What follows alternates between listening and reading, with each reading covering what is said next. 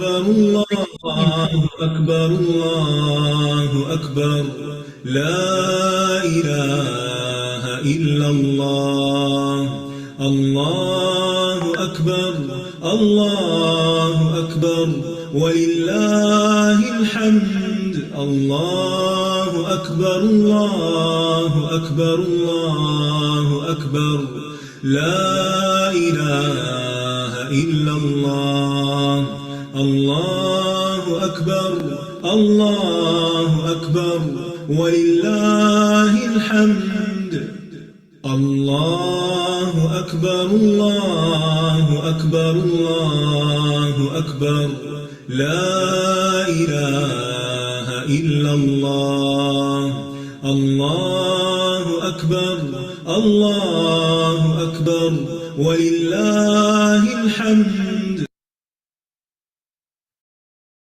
أعوذ بالله من الشيطان الرجيم. بسم الله الرحمن الرحيم.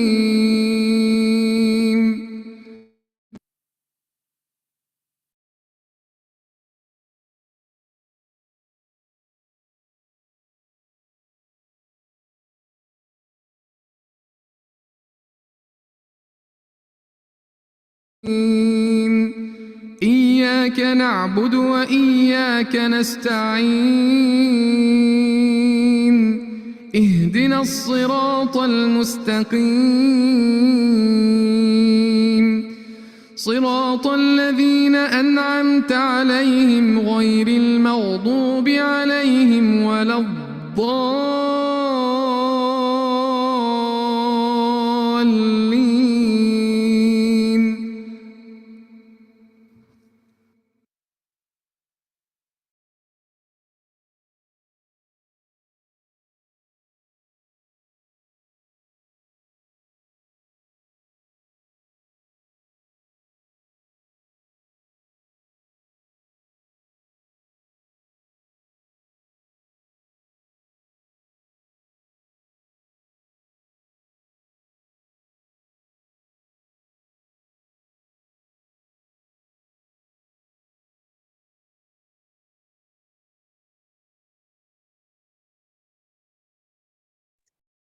हेलो अस्सलाम वालेकुम वरहमतुल्लाहि वबरकातुहू.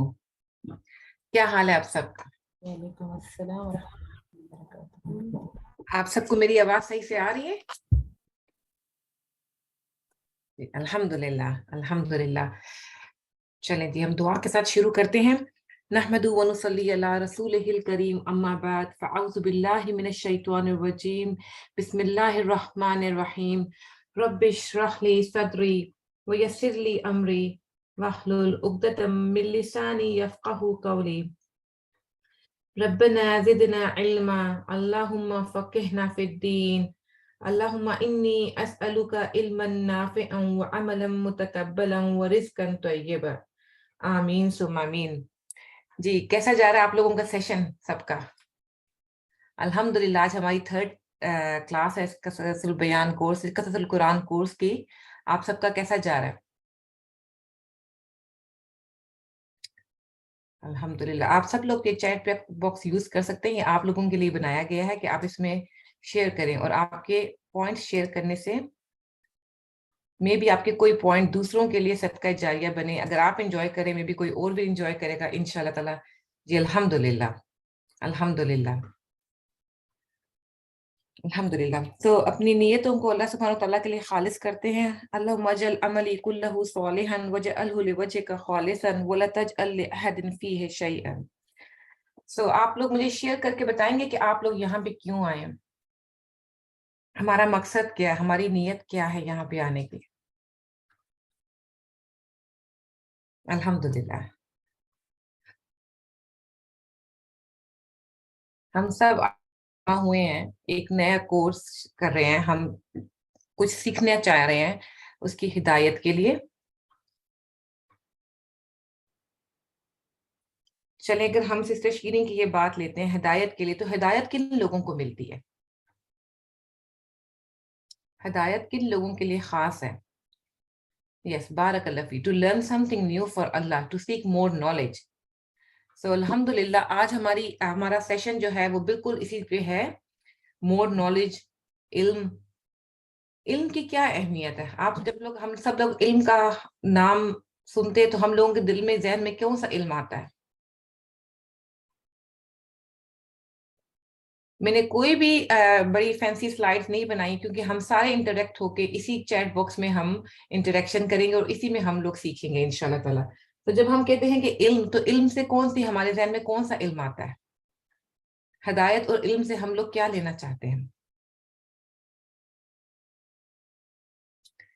جی، دین کا علم۔ بارک اللہ فیک۔ علم سے مراد ہم سب کے لیے وہی، جی، قرآن اور حدیث کا علم، بارک اللہ فیک، وہ علم جو اللہ سبحانہ و تعالیٰ نے چاہا کہ اس کی بنائی ہوئی مخلوق سیکھے۔ آج کا جو ہمارا سیشن ہے وہ بھی علم پر ہے۔ میں جب یہ قرآن میں جب بھی یہ قصہ پڑھتی ہوں، اور یہ قصے ہمارے لیے اس لیے نہیں ہے کہ ہم اس کو سن کر اگنور کر دیں، یا ہم اس کو باتوں میں لے جائیں، یا ہم اس کو کہیں کہ یہ تو پہلے وقتوں کی کہانیاں تھیں، یہ تو ان لوگوں کا ذکر تھا، کیونکہ بنی اسرائیل نے بھی تو یہی کیا تھا نا، اور قوموں نے بھی تو یہی کام کیا تھا نا، پہلے وقتوں کی کہانی تھی۔ جب میں یہ سوچتی ہوں کہ اللہ تعالیٰ نے حضرت آدم علیہ السلام کو بنایا، انسان کو بنایا، تو اللہ تعالیٰ نے فرشتوں کو کہا کہ دیکھو، مطلب کتنا اللہ تعالیٰ کو پراؤڈ تھا ہماری اپنی مخلوق پہ، کہ یہ ان کو زیادہ علم ہوگا۔ انسان اشرف المخلوقات کیوں ہے؟ علم کی بنا پہ، کہ اس کو فرشتوں سے زیادہ علم دیا اللہ تعالیٰ نے، اس کو نام سکھائے اور لوگوں کے سامنے، فرشتوں کے سامنے پریزنٹ کیا۔ تو ایک علم سیکھنے سے، علم کی وجہ سے ایک انسان کی اہمیت فرشتوں سے اوپر چلی گئی۔ کیوں؟ کیونکہ اس کو اللہ تعالیٰ نے نام سکھائے، اس کو اللہ تعالیٰ نے علم سکھایا۔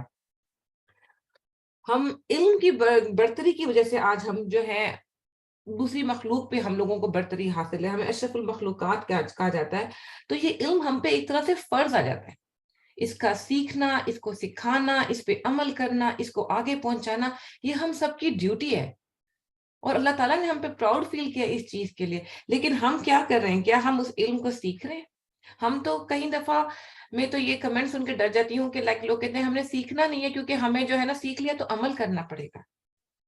ایٹ لیسٹ سیکھیں تو صحیح، چاہے وہ ایک چیز بھی آپ کے عمل میں آئے، چاہے وہ ایک بات بھی آپ کے عمل میں آئے۔ دیکھیں سورہ زمر کی آیت ہے نا، میں آپ کے سامنے اس آیت کو انشاءاللہ تعالیٰ پیش کرتی ہوں۔ ابھی آپ یہ سورہ زمر کی آیت نمبر 9 سنیں۔ أَمَّنْ هُوَ قَانِتٌ آنَاءَ اللَّيْلِ سَاجِدًا وَقَائِمًا يَحْذَرُ الْآخِرَةَ وَيَرْجُو رَحْمَةَ رَبِّهِ قُلْ هَلْ يَسْتَوِي الَّذِينَ يَعْلَمُونَ وَالَّذِينَ لَا يَعْلَمُونَ إِنَّمَا يَتَذَكَّرُ أُولُو الْأَلْبَابِ۔ جی، تو اللہ سبحانہ وتعالیٰ قرآن میں کہہ رہے ہیں کہ کیا علم والے اور بے علم لوگ برابر ہو سکتے ہیں؟ وہ بالکل بھی برابر نہیں ہو سکتے۔ علم والوں کو برتری ہے لا علم لوگوں پہ۔ اب ہمارے پاس یہ تھوڑا سا ٹائم ہے، یہ زندگی ہمارے پاس بہت تھوڑی سی ہے، اگر ہم نے اس وقت کو ضائع کر دیا، اس وقت کو صحیح اویل نہیں کیا، چاہے آپ کے لیے کچھ بھی چیز سیکھے، چاہے وہ ایک چھوٹی سی بھی چیز ہو، لیکن ہم نے علم والا بننا ہے، ہم نے وہ اسٹوڈنٹ بننا ہے جو علم کی تلاش میں رہتا ہے۔ ہم ساری زندگی کچھ نہ کچھ سیکھتے ہیں، کیونکہ ہمیں صحیح علم ہوگا تو ہم آگے اپنے بچوں کو اور اپنی نسلوں کو پہنچا سکیں گے، اور اگر ہم اس میں پیچھے رہ گئے تو وہ بھی اس میں پیچھے رہ جائیں گے، اور پھر ان کی نیکسٹ جنریشن ان سے 2 قدم اور پیچھے رہ جائے گی، اور پھر آنے والی جنریشن یہ علم ختم ہو جائے گا۔ تو یہ اپنا فرض سمجھے، یہ اپنی ڈیوٹی سمجھے، اس کو ایسا سمجھے کہ اللہ سبحانہ تعالیٰ نے فرشتوں کو کہا تھا کہ میں مخلوق کو بنا رہا ہوں، ان کو آدم علیہ السلام کو نام آتے تھے، چیزوں کے نام سکھائے، جو بھی سکھایا اللہ سبحانہ تعالیٰ نے علم کی بنا پر ان کو فوقیت دی ہے۔ ٹھیک ہے، تو یہ ہمارا فرض بنتا ہے کہ ہم صحیح علم، دین کا علم سیکھیں، اور سب سے بڑھ کے سب سے پہلے قرآن اور حدیث کا۔ آپ یقین کریں کہ جب آپ کے پاس یہ علم آئے گا تو دنیا کے دوسرے علم آپ کے آگے بے ایمانی ہو جائیں گے۔ آپ کو ہر زندگی کا فیصلہ کرنا آپ کو خود قرآن کی روشنی میں کرنا آئے گا. آپ کو کسی اور جج ڈاکٹر چیزوں کی ضرورت ہی نہیں پڑے گی. بے شک ہمیں زندگی میں اور لوگوں کا ساتھ چاہیے ہوتا ہے، لیکن ہمیں وہ ساتھ ہماری زندگی میں تب آئے گا جب ہمیں قرآن سے فیصلہ نہیں ملے گا یا ہمیں حدیث سے اس کی کوئی وہ نہیں ملے گی. لیکن انشاءاللہ تعالیٰ جب انسان علم کی راہ پہ آتا ہے تو اس میں بہت سی چیزوں میں تحمل آ جاتا ہے، بہت سی چیزوں میں صبر آ جاتا ہے، بہت سی حکمت آ جاتی ہے اور فیصلہ کرنے کی توفیق آ جاتی ہے. تو بھئی اللہ تعالیٰ سے دعا کہ اللہ تعالیٰ ہم سب کو علم والا بنائے، وہ علم والا بنائے، ویسا علم والا بنائے کہ جس کو سیکھ کے ہمیں تکبر نہ آئے. مطلب آپ دیکھیں نا، ایک عالم کو ایک عابد پہ فوقیت دی گئی ہے، ایک عبادت گزار پہ جو بندہ نفل پڑھ رہا ہے، نمازیں پڑھ رہا ہے، اس کے اوپر ایک علم والے کو فوقیت دی گئی ہے. آخر کیا وجہ تھی؟ آخر ایک عالم میں کیا ایسی بات ہوتی ہے کہ اس کے اندر سمندر کی گہرائی میں مچھلیاں چونٹیاں اپنے بلوں میں ان کے لیے دعا کرتی ہیں؟ یہ ہمیں حدیثوں سے ان سب چیزوں کا پتہ چلتا ہے. تو ہمیں اللہ تعالیٰ اپنے جو جائز علم ہے، جو صحیح علم ہے، اللہ تعالیٰ ہمیں سکھا دے اور اللہ تعالیٰ ہمیں توفیق دے کہ ہم اس کو آگے پہنچا سکیں اور خود بھی اس پہ عمل کر سکیں.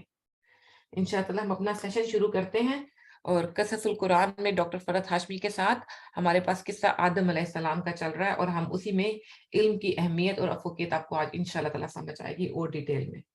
شروع ہے، ریڈی کریں، ہم سٹارٹ کریں جی. اوکے، اللہ مبارک. چلیں جی، بسم اللہ الرحمن الرحیم. أعوذ بالله من الشيطان الرجيم. بسم الله الرحمن الرحيم. الحمد لله رب العالمين. الرحمن الرحيم. مالك يوم الدين. إياك نعبد وإياك نستعين. اهدنا الصراط المستقيم. صراط الذين أنعمت عليهم غير المغضوب عليهم ولا الضالين.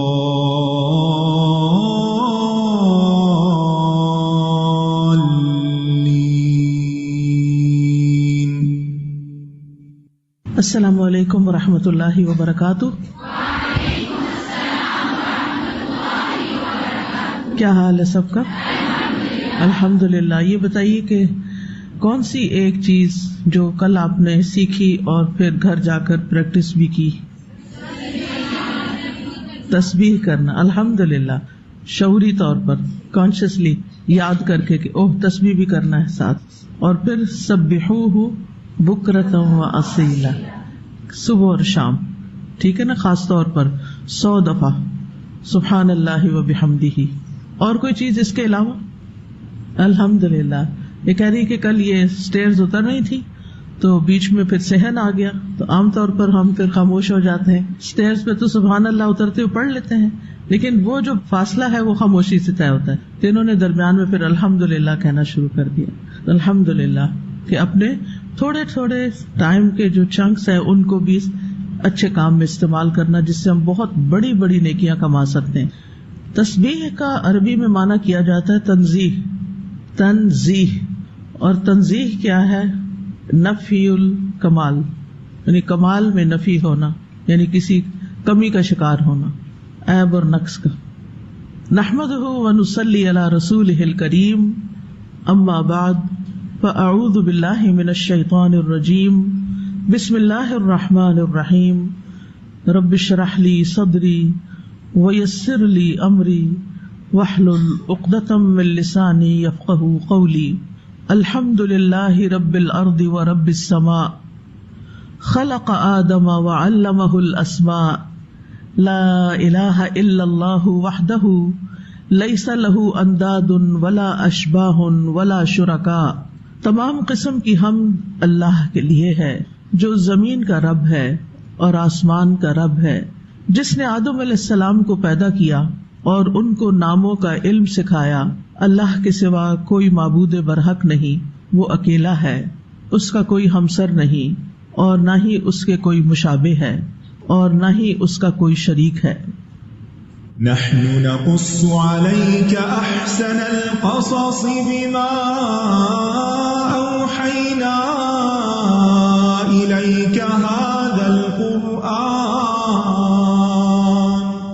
بما أوحينا إليك هذا القرآن وإن كنت من قبله لمن الغافلين۔ قصص القرآن پروگرام کے تحت ہم نے کل پچھلی آیت میں آدم علیہ السلام کی تخلیق کی ابتدا کے بارے میں پڑھا کہ جب اللہ تعالیٰ نے آدم علیہ السلام کو پیدا کرنے کا ارادہ کیا تو فرشتوں کو اس کی خبر دی۔ فرشتوں نے تعجب کرتے ہوئے عرض کیا کہ آپ آدم کو بطور خلیفہ پیدا کر رہے ہیں، اس خلیفہ سے فتنہ و فساد کی بھی توقع ہے، ہم آپ کی تسبیح و تقدیس کر رہے ہیں، پاکی بیان کر رہے ہیں، آپ کی عبادت کے لیے ہم ہی کافی ہیں۔ تو اللہ سبحانہ وتعالیٰ نے فرشتوں کے شبہ کا جواب دیتے ہوئے فرمایا کہ خلیفہ مقرر کرنے کی ضرورت اور مصلحت میں جانتا ہوں، تم نہیں جانتے، تم اسے نہیں سمجھ سکتے۔ انی اعلم ما لا تعلمون۔ تو اب اگلی آیات میں اللہ سبحانہ وتعالیٰ نے فرشتوں کے سامنے ایسے امور پیش کیے جس سے انہوں نے آدم علیہ السلام کی فضیلت اور اللہ تعالیٰ کے کمال حکمت اور اس کے علم کو جان لیا۔ تو آج ہم شروع کریں گے آیت نمبر 31 سے۔ وعلم آدم الأسماء كلها ثم عرضهم على الملائكة فقال أنبئوني بأسماء هؤلاء إن كنتم صادقين قالوا سبحانك لا علم لنا إلا ما علمتنا إنك أنت العليم الحكيم قال يا آدم أنبئهم بأسمائهم فلما أنبأهم بأسمائهم قال ألم أقل لكم إني أعلم غيب السماوات والأرض وأعلم ما تبدون وما كنتم تكتمون۔ اور اس نے آدم کو سب کے سب نام سکھا دیے، پھر انہیں فرشتوں کے سامنے پیش کیا اور فرمایا اگر تم سچے ہو تو مجھے ان سب کے نام بتاؤ۔ وعلم آدم الاسماء كلها، علامہ کا فاعل اللہ سبحانہ تعالیٰ ہے، یعنی اللہ سبحانہ تعالیٰ نے تعلیم دی۔ کس کو؟ سیکھنے والے کون ہیں؟ آدم علیہ السلام۔ اور کس چیز کی تعلیم دی؟ اسماء کی تعلیم دی۔ کتنے اسماء کی؟ کلہا، سارے کے سارے۔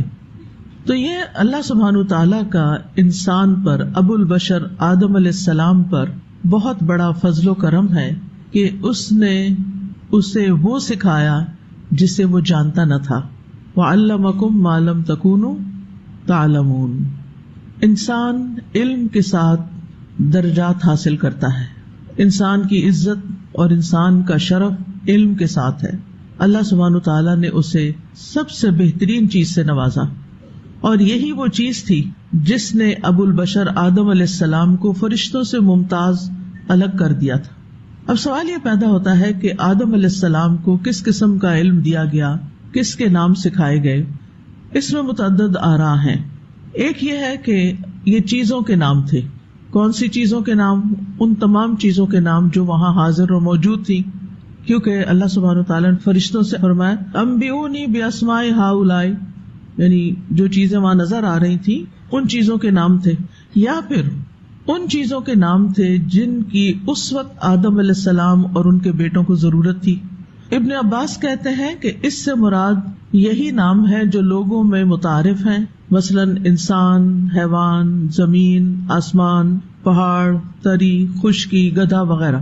اور صحیح بات یہی ہے کہ آدم علیہ السلام کو ان تمام اشیاء کے نام، ان کی صفات اور افعال سکھائے گئے تھے۔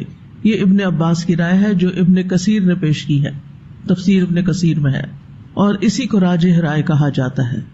اس کے علاوہ بھی کچھ اقوال ہیں، جیسے بعض کہتے ہیں کہ انہیں فرشتوں کے نام سکھائے گئے کہ یہ جبریل ہیں، یہ اسرافیل ہیں، یہ فلاں فرشتے ہیں، یہ فلاں، یعنی جو فرشتوں کے نام تھے۔ ایک اور رائے یہ ہے کہ ان ناموں سے مراد آدم علیہ السلام کی ذریت کے نام، یعنی ان کے سب بچوں کے نام، اولاد آدم کے نام۔ ایک اور رائے یہ ہے کہ آدم علیہ السلام کو تمام زبانیں سکھائی گئی تھی، یعنی صرف ایک زبان میں ہی نام نہیں بتائے گئے بلکہ زبانوں کا علم بھی دیا گیا تھا۔ علماء کہتے ہیں کہ تمام زبانیں توقیفی ہیں، اللغات التوقیفیہ، یعنی الہامی ہیں، اللہ نے سکھائی ہیں، اور یہ دراصل علم آدم علیہ السلام کو سب سے پہلے دیا گیا تھا۔ لیکن اصل بات پھر یہی ہے کہ یہ سب آراء ہے، اللہ سبحانہ وتعالیٰ نے خود ناموں کی تفصیل ہمیں نہیں بتائی کہ وہ کیا نام تھے، اس لیے ناموں کی بحث میں پڑھنے کی بجائے اصل بات کی طرف توجہ کرنی چاہیے اور اس کے بارے میں دیکھنا چاہیے کہ اللہ تعالیٰ دراصل سکھانا کیا چاہتے تھے، ہمیں کیا بتانا چاہتے ہیں، کیونکہ ان چیزوں کے بارے میں جاننے یا نہ جاننے سے ہمارا کوئی نقصان نہیں، یعنی وہ کسی کے بھی نام ہو، بس اتنا ہی کافی ہے کہ وہ نام تھے، اسم کی جمع اسماء ہوتی ہے۔ تو اصل چیز ان واقعات میں نصیحت ہے، غور و فکر کرنا ہے، سبق لینے ہیں۔ اب یہ بھی سوال کیا گیا کہ یہ نام سکھائے کیسے گئے، یعنی آدم علیہ السلام کیا بیٹھے ہوئے تھے یا ان کے ہاتھ میں کوئی کتاب تھی، یا پھر ان کو کس طریقے سے سکھائے گئے؟ انہوں نے تلقی کے ذریعے یہ لیے یا اللہ تعالیٰ نے ان کے دل میں ڈال دیے، ان کو الہام کر دیے؟ تو یہاں تعلیم سے مراد علامہ ہے نا، تو تعلیم سے مراد تلقین بھی ہو سکتی ہے، یعنی اللہ تعالیٰ نے ان کے دل میں یا ذہن میں یہ بات ڈال دی تھی اور ان کو ناموں کے بارے میں شناخت کرا دی گئی اور ان کے ذہن اور حافظے میں محفوظ کر دیا گیا، اور جس وقت انہیں بتانے کی ضرورت پڑی تو انہوں نے اپنے ذہن اور حافظے سے وہ نام بتا دیے۔ تو جب اللہ تعالیٰ نے آدم علیہ السلام کو یہ حکم دیا وَعَلَّمَ آدَمَ الْأَسْمَاءَ كُلَّهَا ثُمَّ عَرَضَهُمْ عَلَى الْمَلَائِكَةِ، نام اللہ تعالیٰ نے آدم کو سکھائے، سوال کس سے کیا؟ فرشتوں سے، پھر انہیں فرشتوں کے سامنے پیش کیا انہی چیزوں کو یا انہی لوگوں کو۔ فَقَالَ أَنبِئُونِي بِأَسْمَاءِ هَؤُلَاءِ، فرمایا کہ مجھے ان چیزوں کے نام بتاؤ، ان کنتم صادقین، اگر تم سچے ہو۔ یعنی فرشتوں کا امتحان ہو گیا، ان سے سوال کیا گیا، اور ان کا امتحان کیوں ہوا؟ کیونکہ ان کے ذہن میں ایک سوال تھا کہ آدم کو زمین کی خلافت کے لیے کیوں بنایا جا رہا ہے، کیوں پیدا کیا گیا؟ تو آدم علیہ السلام کلام کرنے لگے، ناموں کی خبر دینے لگے، اور اس طرح ایک امتحان میں کامیاب ہو گئے جس میں فرشتے کامیاب نہیں ہوئے تھے۔ اور اس سے یہ پتہ چلتا ہے کہ زمین کی خلافت کے لیے علم کا ہونا بے حد ضروری ہے، اور یہ علم الاسماء جو ہے یہ کوئی دین کا علم نہیں تھا، بلکہ یہ ایک طرح سے آپ کہہ سکتے ہیں محتاط الفاظ میں کہ یہ دنیا کا علم تھا، دنیاوی چیزوں کا علم تھا جو انسان کی ضرورت سے متعلق ہیں، اور اللہ تعالیٰ نے اس کا خود آغاز کیا، خود سکھائے، اور یہ اللہ تعالیٰ کی بہت بڑی رحمت ہے۔ اگر آدم علیہ السلام کو یہ تعلیم نہ دی جاتی تو ہم اس کے وارث کیسے بنتے، اور اگر ہم ان چیزوں کے نام نہ جانتے ہوتے، اگر اللہ ہی نہ ڈالتا دل میں، تو ہم تو گائے بھینس کی طرح ہی ہوتے۔ ان کی بھی زبان ہے، وہ بھی کچھ نہ کچھ بولتے ہیں، لیکن ان کو نہیں پتا ہی ان کے آس پاس چیزوں کے نام کیا ہیں، وہ اس دنیا کو نہیں پہچانتے۔ اور ہمارے لیے دنیا میں رہنا کتنا مشکل ہو جاتا، اس کا اندازہ مجھے اس وقت ہوا جب 2017 میں مجھے چائنا جانے کا اتفاق ہوا۔ وہاں ایک لفظ بھی کہیں انگریزی کا نہ لکھا ہوا ملتا ہے نہ کوئی بولتا ہے، سڑکوں کے نام، سائن بورڈز، علاقوں کے نام، ہر چیز چائنیز زبان میں ہے۔ تو انسان کو یوں محسوس ہوتا ہے جیسے آپ بالکل کورے جاہل انسان ہیں، کچھ بھی نہیں آتا، کسی چیز کا نام نہیں آتا، آپ کچھ بھی نہیں پڑھ سکتے، آپ ٹوٹلی ان پڑھ ہیں کیونکہ جانتے ہی کچھ نہیں۔ چائنا تو دور کی بات ہے، کچھ سال پہلے ہمیں مردان جانے کا اتفاق ہوا، جس گھر میں ہم ٹھہرے ان کی میڈز پشتو بولتی تھی، ان کو اردو کا ایک لفظ نہیں آتا تھا۔ اس وقت شام میری گود میں تھا تو ہمیں دودھ چاہیے تھا، تو گھر والے ذرا آرام کر رہے تھے، صبح کا وقت تھا، تو کچن میں میڈز ہی تھی۔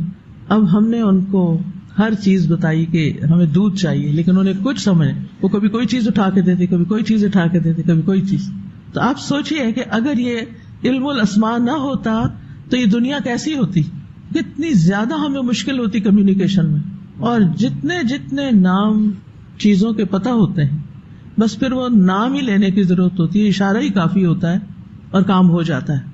مثلا اگر آپ نے کسی کو بھیجنا ہو گروسری کرنے کے لیے اور کچھ منگوانا ہو اور نام ہی نہ پتا ہو آپ کو اور نہ اس کو پتا ہو اور نہ دکاندار کو پتا ہو، دنیا کا نظام ایک دن نہیں چل سکتا، بہت ہی مشکل ہوتی ہے. کہ نبی صلی اللہ علیہ وسلم نے اپنی مختلف استعمال کی چیزوں کے بھی نام رکھے ہوئے تھے.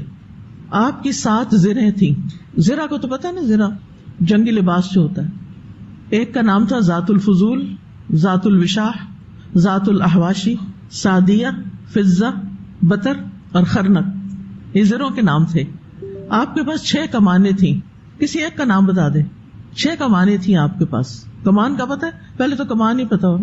تیر کمان ہوتی ہے، زورا، وجا، صفرا، بیدا، کثوم. پھر ڈھالوں کے بھی نام تھے، زلوق اور فتق. آپ کے پاس 9 تلواریں تھیں، ان سب کے نام تھے. ماثور، عزب، ادب، وہ جو ایک آپریشن ہوا تھا نا، عین، ضاد اور با، وہ اسی نام پہ رکھا گیا. ذوالفقار، قلعی، بتار، حنف، دسوب، مخدم، قضیب. اسی طرح آپ کا حربہ، اس کا بھی نام تھا نبعہ. آپ کے پاس عقاب نام کا سیاہ پرچم تھا. آپ کے پاس کن نام کا ایک خیمہ تھا. ممشوق نام کا عصا بھی تھا. آپ کے امامہ کا نام سحاب تھا. ایک برتن کا نام غرا تھا. گدھے کا نام افیر نام تھا آپ کے گدھے کا. ابو طلحہ کے گھوڑے کا نام مندوب تھا. ابو درداء کے اونٹ کا نام دمون تھا. جنت کے دروازوں کا بھی نام ہے. ایک دروازے کا نام یہ سب کو آتا ہے، الحمدللہ، ریان تھا. اس سے کیا پتہ چلتا ہے؟ یعنی سب سے پہلے اللہ تعالیٰ نے نام سکھائے، اور رسول اللہ صلی اللہ علیہ وسلم کی سنت سے کیا پتہ چلتا ہے کہ آپ نے اپنے استعمال کی جو سب سے اہم ترین چیزیں تھیں ان کے نام رکھے ہوئے تھے. مثلاً آپ کے گھر میں یہ تلواریں دیوار پہ لٹکی ہوئی ہوتی تھی، اسلحہ موجود تھا. اور اب اگر آپ نے کسی ایک مخصوص تلوار کو اتروانا ہے، کسی کو کہنا اپنے غلام کو کہ یہ اتار دو، اچھا ہم ہو تو کیا کہیں گے؟ وہ ہے نا، وہ جو نمبر 1 2 3 4 پہ جو ہے نا، وہ مجھے اتار کے دو. کس طرح کی زندگی ہم جیتے ہیں نا. تو اسی لیے ہمارے وقت میں برکت نہیں ہوتی، کیونکہ ہم لمبی چوڑی باتیں کرتے ہیں. ہمارا کمیونیکیشن کا انداز، بات کرنے کا، کنوے کرنے کا، دوسرے کی سمجھنے کا، اس میں اتنا بڑا گیپ ہے جس کی وجہ سے ریلیشن شپ بھی خراب رہتے ہیں اور فرسٹریشن بھی بہت ہوتی ہے اور کاموں میں تیزی بھی نہیں آتی. تو اب آپ سوچ سکتے ہیں کہ آپ اپنی کس چیز کا نام رکھ سکتے ہیں. کم از کم ہم الہدا میں کچھ دروازوں کے نام رکھ لیں.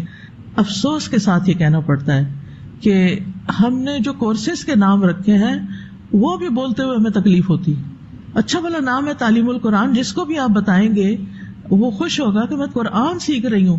TQ کس کو پتا. اب اس سفر میں مجھے اتنی تکلیف ہوئی، میں مختلف جگہوں پر جب گئی تو میں کسی سے ملتی تو پوچھتی آپ کیا کر رہی ہیں، تو کہتی میں پتہ نہیں TDPC کر رہی ہوں. پتہ نہیں یہ کیا ہے. پھر میں پوچھتی ہے کیا چیز ہے، تو کہتی ہے تعلیم دین، پتہ نہیں صبح کا شام کا اور پتہ نہیں کون کون سا نمبر، اتنا لمبا اس کو بنایا ہوا ہے. آپ سمپلی کہہ سکتے ہیں مثلاً میں الہدا اسلام آباد سے تعلیم القرآن کا کورس کر رہی ہوں، اور اندر تو یہ سارا کچھ بتانے کی ضرورت نہیں. اندر تو آپ یہ کہہ سکتے ہیں میں تعلیم القرآن 1 کی اسٹوڈنٹ ہوں، 2 کی اسٹوڈنٹ ہوں. اچھا اسی طرح پرسوں ایک بچی ہمارے گھر آئی اسکول کی، تو میں نے کہا بیٹا آپ کو کون سا سبجیکٹ اسکول میں اچھا لگتا ہے؟ پتہ نہیں اس نے QRM، لا حول ولا قوت. میں نے کہا کہ یہ کیا چیز ہے، مجھے نہیں پتا تھا. میں نے کہا یہ کیا چیز ہے، تو پتہ نہیں قرآنک اسٹڈیز کا شاید قرآن ریسیٹیشن اینڈ میمورائزیشن. ایک تو اول نام ہی لمبے نہیں رکھنے چاہیے، ان کو چھوٹا کیا جا سکتا، لیکن ضرورتاً ہم نے رکھا ہوا ہے نا تو اس کا نام ہم قرآنک اسٹڈیز کر سکتے ہیں، جیسے اسلامک اسٹڈیز ہوتا ہے. ٹھیک ہے، قرآنک اسٹڈیز اس میں کیا ہے، میمورائزیشن بھی ہے، ریسیٹیشن بھی ہے، میننگ بھی ہے، تفسیر بھی ہے، تجوید بھی ہے، سارا کچھ آ جائے گا. اوپر مین ٹائٹل بھی اگر بچوں کو سکھا دیا جائے کہ یہ قرآنک اسٹڈیز کا پیریڈ ہے تو کافی ہے. یہ بچے ساری زندگی قرآن کا لفظ نہیں بولیں گے کیونکہ انہوں نے قرآن لفظ کم ہی سنا اور کم ہی بولا. ان چیزوں کے اثرات ہوتے ہیں. اور ایکرونیمز جو ہوتے ہیں نا، اگر کسی چیز کو ختم کرنا ہے نا تو اس کا نام بدل کے ایکرونیم ڈال دو. اس کا آہستہ آہستہ وہ لوگوں میں ان نون ہو جائے گی، ڈیزالو ہو جائے گی. میں پنجاب یونیورسٹی سے پڑھی ہوں، تو ہوا یہ کہ جب میں لاہور گئی تو میرا ایک لیکچر تھا وہاں پنجاب یونیورسٹی میں، تو مجھے کہیں کہ آپ کا پی یو میں لیکچر ہے. پی یو کیا چیز ہے؟ کیونکہ جب تک ہم پڑھتے تھے تو ہم تو ہمیشہ کوئی پوچھتا تو ہم کہتے تھے پنجاب یونیورسٹی. اب ہر جگہ یہی حال ہے. تو ٹھیک ہے، اب لمبے ناموں میں مشکل ہوتی ہے، لیکن ان کا بھی کوئی حل نکالا جا سکتا ہے. نام چیزوں کی پہچان ہوتے ہیں، ہمارا نام ہماری پہچان ہے. اصل میں کئی لوگوں نے بھی اپنے نام پسند نہیں ہوتے نا، دادا رکھ دیتے ہیں، کوئی پردادا نام رکھ دیتے ہیں، کرم دین اور پتہ نہیں کون کون سے نام. اب ان کو اچھے نہیں لگتے تو وہ کیڈی نام رکھ دیتے ہیں. پھر اپنا پراپر نیم ہونا چاہیے اور اس نام سے ہمیں پکارنا چاہیے. بعض ماں باپ بچوں کے نام اتنے بگاڑ دیتے ہیں کہ ان بچوں کو اپنا اصل نام یاد نہیں رہتا. تو یہ ہمارے دین کا حصہ ہے، صحیح نام رکھنا اور صحیح نام پکارنا اور کمیونیکیشن کو آسان بنانا. اور اس کی تعلیم خود اللہ تعالیٰ نے دی ہے. تو جس کی تعلیم اللہ سبحانہ و تعالیٰ دے، اس علم کو کیسا علم سمجھنا چاہیے؟ معمولی. بعض اوقات ہمارے اسٹوڈینٹس کا یہ ذہن بن جاتا ہے کہ اب ہم نے قرآن پڑھ لیا ہے، قرآن کی تعلیم حاصل کر لی، اس لیے اب اس کے بعد مجھے کوئی دنیا کی تعلیم نہیں پڑھنی، مجھے نہیں پڑھنی. یہ مشکل ہوتی ہے. قرآن پڑھنے میں تو ایک روحانی قوت ہوتی ہے، ایک مزہ آتا ہے، ایک خوشی ہوتی ہے. اب ماں باپ کہتے ہیں کہ تمہیں اس کے بعد یہ پڑھنا ہے، اب ہمارے اوپر تو پانی پڑ جاتا ہے کہ یہ تو بہت مشکل کام ہے. ٹھیک ہے، میں نہیں کہتی کہ سارے کے سارے لوگ ہی نکل کھڑے ہوں، کچھ لوگ تو ایسے ہوں جو قرآن کے علم میں بھی مہارت حاصل کریں اور اس کی تعلیم دیں، اور اچھے ذہین لوگ ہوں جو دنیا میں بہت آگے جا سکتے ہیں، ایکسل کر سکتے ہیں، وہ دین میں بھی بہت ایکسل کریں. اور لوگوں کو بے حد ضرورت ہے، دنیاوی علوم دنیا کی ضرورت پوری کرتے ہیں اور مختلف ضروریات پوری کرتے ہیں، اور اس میں بہت سے لوگ بھی ہیں. لیکن دینی علم تو ہر بندے کی ضرورت ہے. بعض اوقات لوگ کہتے ہیں یہ دین پڑھ کے آپ کریں گے کیا، اس کا تو کوئی فیوچر ہی نہیں ہے، یا اس کا تو کوئی اسکوپ نہیں ہے. تو میں حیران ہوتی ہوں، میں کہتی کیسے اسکوپ نہیں ہے؟ دین تو ہر بندے کی ضرورت ہے، ہر ایک کو سیکھنا چاہیے، یہ تو ایک فریضہ ہے. تو اگر سارے لوگ بھی سکھانے لگ جائیں آپ، تب بھی پورے اسلام آباد کو آپ پورے نہیں آ سکتے. ایک مثال ہے. تو اس لیے کبھی بھی یہ نہ سمجھے کہ دینی علم کم ہے اور دنیاوی علم برا ہے. نیور. ہر نفع مند علم. ہم جب دعا کرتے ہیں اللہم انی اسألک علما نافعا، کہ اللہ ہمیں علم نافع عطا فرما، تو پھر اس میں دینی علم بھی آتا ہے، دنیاوی علم بھی آتا ہے.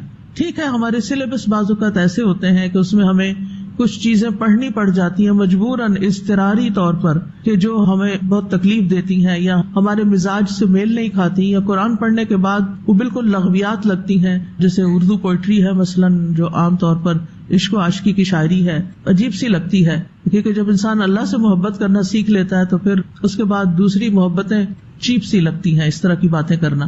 لیکن ٹھیک ہے، اس سے انسان ووکیبلری سیکھتا، اپنی نیت درست کر لے. ہم ووکیبلری سیکھ رہے ہیں، ہم ایکسپریشن سیکھ رہے ہیں، بہت سے اور فائدے ہو سکتے ہیں. ایون عربی زبان میں ماسٹرز آپ کر ہی نہیں سکتے جب تک آپ دور جاہلیت کی شاعری نہیں پڑھتے. اور دور جاہلیت کی شاعری بہت رچ ہے، اور اس کا پڑھنا اس لیے بھی ضروری ہے کہ پھر قرآن کی آپ کو قدر آتی. کیونکہ دور جاہلیت میں ان کی اصل جو اسٹرینتھ تھی وہ شعر و شاعری تھی. ہر بات وہ شعر و شاعری میں کرتے تھے، اور جس قبیلے کا شاعر اسٹرانگ ہوتا تھا وہ قبیلہ بہت اسٹرانگ ہو جاتا. وہ اس دور کا میڈیا تھا. تو وہ شعر و شاعری جو تھی اس کے میلے لگتے تھے، اور جو سب سے اعلیٰ شعر ہوتے تھے ان کو سونے کے پانی سے لکھ کے خانہ کعبہ میں لٹکایا جاتا تھا، اور ہر عمرہ حج کرنے والا آ کر ان شعروں کو یاد کر لیتا اور واپس جا کے اپنے اپنے علاقوں میں اس کو پھیلا دیتا تھا. تو یہ اس دور میں کمیونیکیشن کا ذریعہ تھا اور چیزوں کو پھیلانے کا. تو اس میں بھی جو امرؤ القیس کی شاعری ہے اس میں بعض اوقات اتنی فحش باتیں ہیں کہ آپ کے لیے پڑھنا دوبر ہو جاتا ہے. لیکن اب کیا کیا جائے، اس کے بغیر آپ امتحان پاس نہیں کر سکتے، آپ کو پڑھنی. تو کچھ چیزیں ناگوار بھی ہوتی ہیں. اب وہ سسٹم کا حصہ ہے. جب پہیا گھومتا ہے تو ساری چیزیں اس کے ساتھ ہی گھومیں گی نا. اب ہم اس کو الٹا نہیں چلا سکتے، الا یہ کہ آپ کے پاس اتنی فورس ہو کہ آپ اس کا آلٹرنیٹ لے کر آئیں.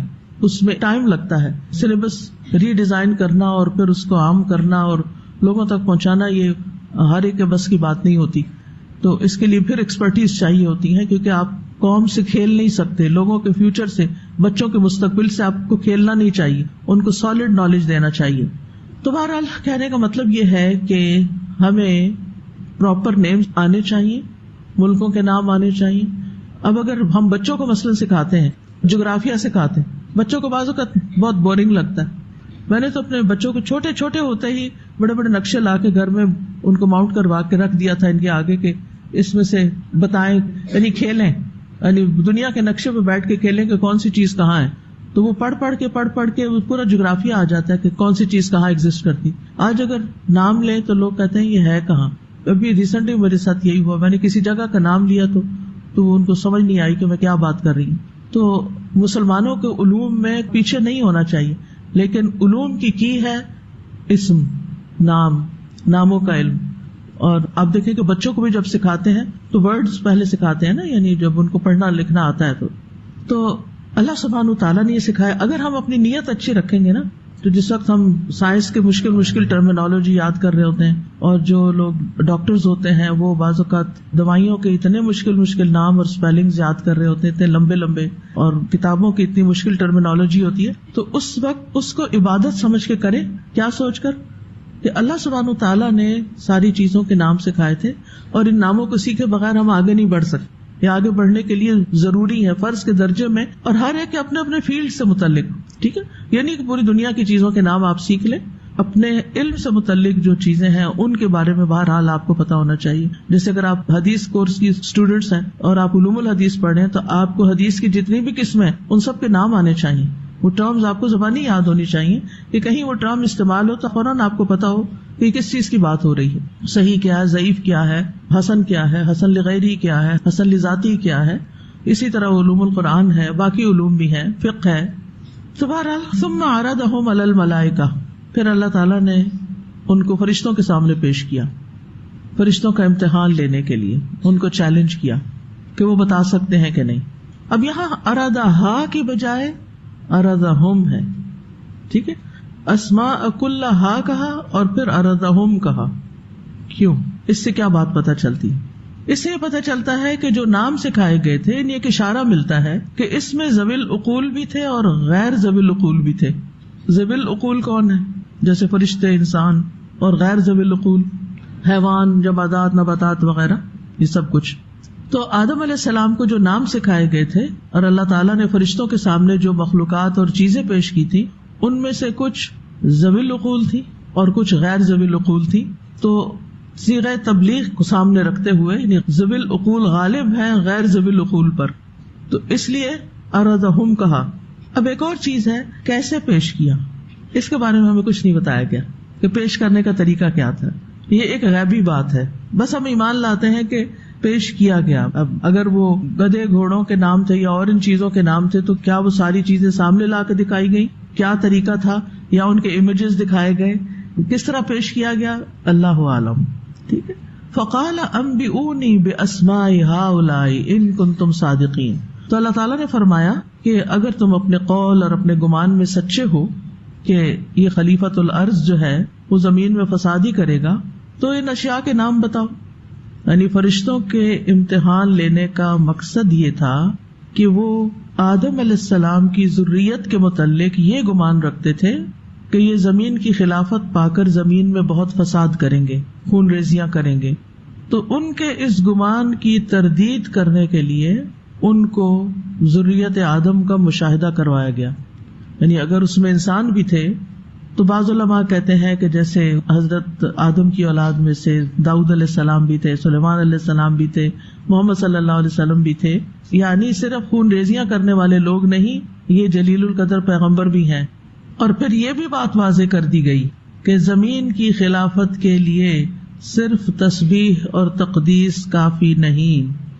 ٹھیک ہے, اس کے لیے علم الاسماء بھی ضروری ہے, جو آدم علیہ السلام کو عطا کیا گیا, فرشتوں کو نہیں. اس لیے وہ نہیں بتا سکے. فرشتوں کو تسبیح اور تقدیس آتی تھی, لیکن سب چیزوں کے نام نہیں پتا تھے, کیونکہ وہ اس کام کے لیے پیدا نہیں کیے گئے تھے. فرشتوں کے بارے میں اگر آپ پڑھیں تو آپ کو پتہ چلے گا کہ ان کے مخصوص کام ہیں, اور ان میں سے ہر ایک اپنے کام پر فوکسڈ ہے, وہ دوسروں کے کام میں مداخلت نہیں کرتے. کچھ فرشتے ایسے ہیں جو کرام کاتبین ہیں, وہ کیا کرتے ہیں, آ کے ہمارے اعمال لکھتے رہتے ہیں, وہ ہماری جان نہیں نکالتے. جان نکالنے کے لیے کوئی اور فرشتے آئیں گے. پھر اسی طرح ان کے لیڈر ملک الموت ہیں. ٹھیک ہے, یعنی یہ مثال ہے. اور بھی آپ فرشتوں کی تفصیلات پڑھیں تو اسرافیل علیہ السلام جو صاحب السور ہیں, وہ صرف اور صرف کس پہ توجہ کیے ہوئے ہیں, سور پہ. جب سے وہ پیدا ہوئے ان کو سور دے دیا گیا ہے کہ جس دن اللہ کا حکم آئے گا تو آپ نے سور میں پھونک مار دینی ہے, اور دنیا کو ختم کر دینا ہے. وہ عرش کی طرف نگاہیں ٹکائے ہوئے ہیں, سور کو سامنے رکھے ہوئے ہیں اور صرف اشارے کے منتظر ہیں کہ کب اللہ تعالیٰ کا حکم ہوتا ہے. وہ اتنے فوکسڈ ہیں, انہیں سے کوئی غرض نہیں لوگ کیا کر رہے ہیں. لیکن کچھ فرشتے ایسے ہیں جو عرش اٹھائے ہوئے ہیں, تسبیح بھی کر رہے ہیں اور اس کے ساتھ ساتھ زمین والوں کے لیے استغفار بھی کرتے ہیں, انسانوں سے محبت بھی کرتے ہیں. کچھ فرشتے ایسے ہیں کہ جو علم کی مجالس میں حاضر ہوتے رہتے ہیں. ٹھیک ہے, انہی فرشتوں کے متعدد کام ہیں اور ہر ایک اپنے کام میں مشغول ہے اور اس کا علم اس کے کام تک محدود ہے. ان کی اسپیشلائزیشن اسی فیلڈ میں ہے, باقی چیزوں کو وہ نہیں جانتے. تو اس سے کیا بات سیکھنے کو ملتی ہے کہ ہر ایک کو ہر چیز سیکھنے کی ضرورت نہیں ہوتی. چونکہ آدم علیہ السلام تو ابو البشر تھے اور تمام انسانوں کے باپ تھے, اس لیے ان کو سارا کچھ دے دیا گیا. اور پھر یہ بات بھی کہ اگر آپ دنیا میں کچھ کرنا چاہتے ہیں تو آپ کے پاس دنیاوی علوم میں ایکسپرٹیز ہونی چاہیے, آپ کے پاس پختہ علم ہونا چاہیے, اس میں ایکسل کرنا چاہیے, اس میں آگے جانا چاہیے. اور امت مسلمہ اس وقت اپنے اس فریضے سے غافل ہے. ٹھیک, تو ہمارے دین میں دین اور دنیا الگ الگ نہیں ہے, یہ بات سمجھ لیجئے. دین کا کام دنیاوی فائدے کے لیے کریں گے تو کیا ہوگا؟ قبول نہیں ہوگا, کوئی فائدہ نہیں ہوگا اس کا آپ کو. اور دنیاوی کام دین کے فائدے کے لیے کریں گے تو کیا ہوگا؟ عبادت بن جائے گا. ہے نا مزے کی چیز؟ آپ دنیا کی کوئی ڈگری لے رہے ہیں لیکن دین کے فائدے کے لیے, اور ساتھ اپنی نماز روزہ اپنے فرائض پورے کر رہے ہیں, تسبیح بھی کرتے رہتے ہیں, سب کچھ کرتے رہتے ہیں, لیکن آپ کا کوئی خاص فیلڈ اللہ نے آپ کو اس کے لیے پیدا کیا. آپ ایک بہت ہی قابل ڈاکٹر ہیں اور مریضوں کے ساتھ بات چیت کرتے ہیں, پیار کرتے ہیں, محبت کرتے ہیں اور ان کو ساتھ ساتھ اللہ سے جوڑتے چلے جاتے ہیں. آپ کی تبلیغ یہی ہے, آپ ان کو دوہرا فائدہ پہنچا رہے ہیں. ہم جیسے لوگ ایک فائدہ پہنچاتے ہیں, لیکن جو لوگ کسی فیلڈ کے ماسٹر ہوتے ہیں اور ساتھ دین کی بھی تبلیغ کرتے ہیں, وہ لوگوں کو دگنا فائدہ پہنچاتے ہیں. ہے نا فائدے کی بات؟ دگنا فائدہ پہنچاتے ہیں. اور وہ ان کو وہ بھی سکھاتے ہیں جس سے وہ دنیا میں ایکسل کریں اور دین کے ساتھ. مثلاً اگر آپ کسی ہاسپٹل میں کام کرتی ہیں اور پوری امانت داری سے کام کرتی ہیں, پورے حجاب میں کام کرتی ہیں, تو آپ کی ایسے ماحول میں پریزنس آپ کے لیے تو کچھ مشکلات کا باعث ہے, لیکن دینی لحاظ سے وہ بہت فائدے کی چیز ہے اور اس پر آپ کو بے پناہ اجر بھی ملے گا کہ آپ نے ایک بالکل اپوزٹ ماحول میں اپنی آئیڈینٹی کو قائم رکھا. آپ اللہ کے بندے بن کر رہے, دنیا کے بندے نہیں بنے, لوگوں کو خوش کرنے نہیں لگ گئے, صرف اللہ کو خوش کرنے کے لیے سب کچھ کیا. اب یہاں پر ایک لفظ آیا ہے انبأ, انبئونی, انبأ, ایک ہوتا ہے نبأ, ایک ہوتا ہے انبأ. قرآن مجید میں دونوں الگ الگ معنی میں استعمال ہوئے ہیں. انبأ پورے قرآن میں 4 جگہوں پر آیا اور اس میں مختصر زمانہ ذکر کیا گیا, یعنی اس میں مدت اور دورانیہ کم ہوتا ہے, مدت لمبی نہیں ہوتی. لیکن نبأ کے استعمال میں کچھ طویل وقت آتا ہے. نبأ قرآن مجید میں 46 جگہوں پر آیا, انبئونی, انباء 4 جگہوں پر آیا. تو مطلب اس میں زیادہ ٹائم نہیں لگ رہا تھا, بس یہ کہ جلدی سے مجھے بتا دو یہ جو تم سے پوچھا گیا ہے. تو اس آیت سے کیا پتہ چلتا ہے کہ اللہ سبحانہ تعالیٰ نے آدم علیہ السلام اور ان کی اولاد کو ایک خاص نعمت کے ساتھ عزت بخشی ہے, اور وہ نعمت کیا ہے؟ علم کی نعمت, علم کی دولت. اور ویسے بھی فرمایا وَلَقَدْ كَرَّمْنَا بَنِي آدَمَ وَحَمَلْنَاهُمْ فِي الْبَرِّ وَالْبَحْرِ وَرَزَقْنَاهُمْ مِنَ الطَّيِّبَاتِ وَفَضَّلْنَاهُمْ عَلَى كَثِيرٍ مِّمَّنْ خَلَقْنَا تَفْضِيلًا. اور البتہ تحقیق ہم نے بنو آدم کو عزت بخشی اور انہیں خشکی اور سمندر میں سوار کیا. سواریاں ہوں گی تو سوار ہوں گے نا, تو کس علم کی طرف اشارہ جا رہا ہے؟ کاریں بنانے کی طرف, جہاز بنانے کی طرف, دنیاوی چیزیں ہیں. لیکن صرف ابن آدم ہے جو سواری کرتا ہے. ٹھیک ہے نا. کبھی گائے بھینس کو گاڑی میں جاتے دیکھا ہے؟ نہیں. ان بیچاروں کو کس پہ لاتے ہیں جب ٹرانسپورٹ کرنا ہوتا ہے؟ کبھی دیکھا ہے راستے میں؟ ایسے ایسے بھیانک منظر میں نے دیکھے ہیں. بیچاری گائے نے منہ باہر نکالا ہوا ہوتا ہے اور لٹکا ہوا ہوتا ہے اس کا منہ, اور ایک ٹرک کے اندر پتہ نہیں کتنی ساری بھینسیں ساتھ ساتھ جوڑ کے ان کو کھڑا کر دیتے ہیں, اور وہ سارا وقت دھکے کھاتی ہے, اور بیچاری ان کو کچھ سمجھ نہیں کدھر لے جا رہے ہیں, ہمیں ذبح کرنا ہے یا بیچنا ہے یا کیا کرنا ہے. تو آپ اگر بیٹھتے ہیں بس میں یا کار میں یا گاڑی میں تو کس طرح بیٹھتے ہیں؟ سیٹ پہ بیٹھتے ہیں, عزت کے ساتھ بیٹھتے ہیں.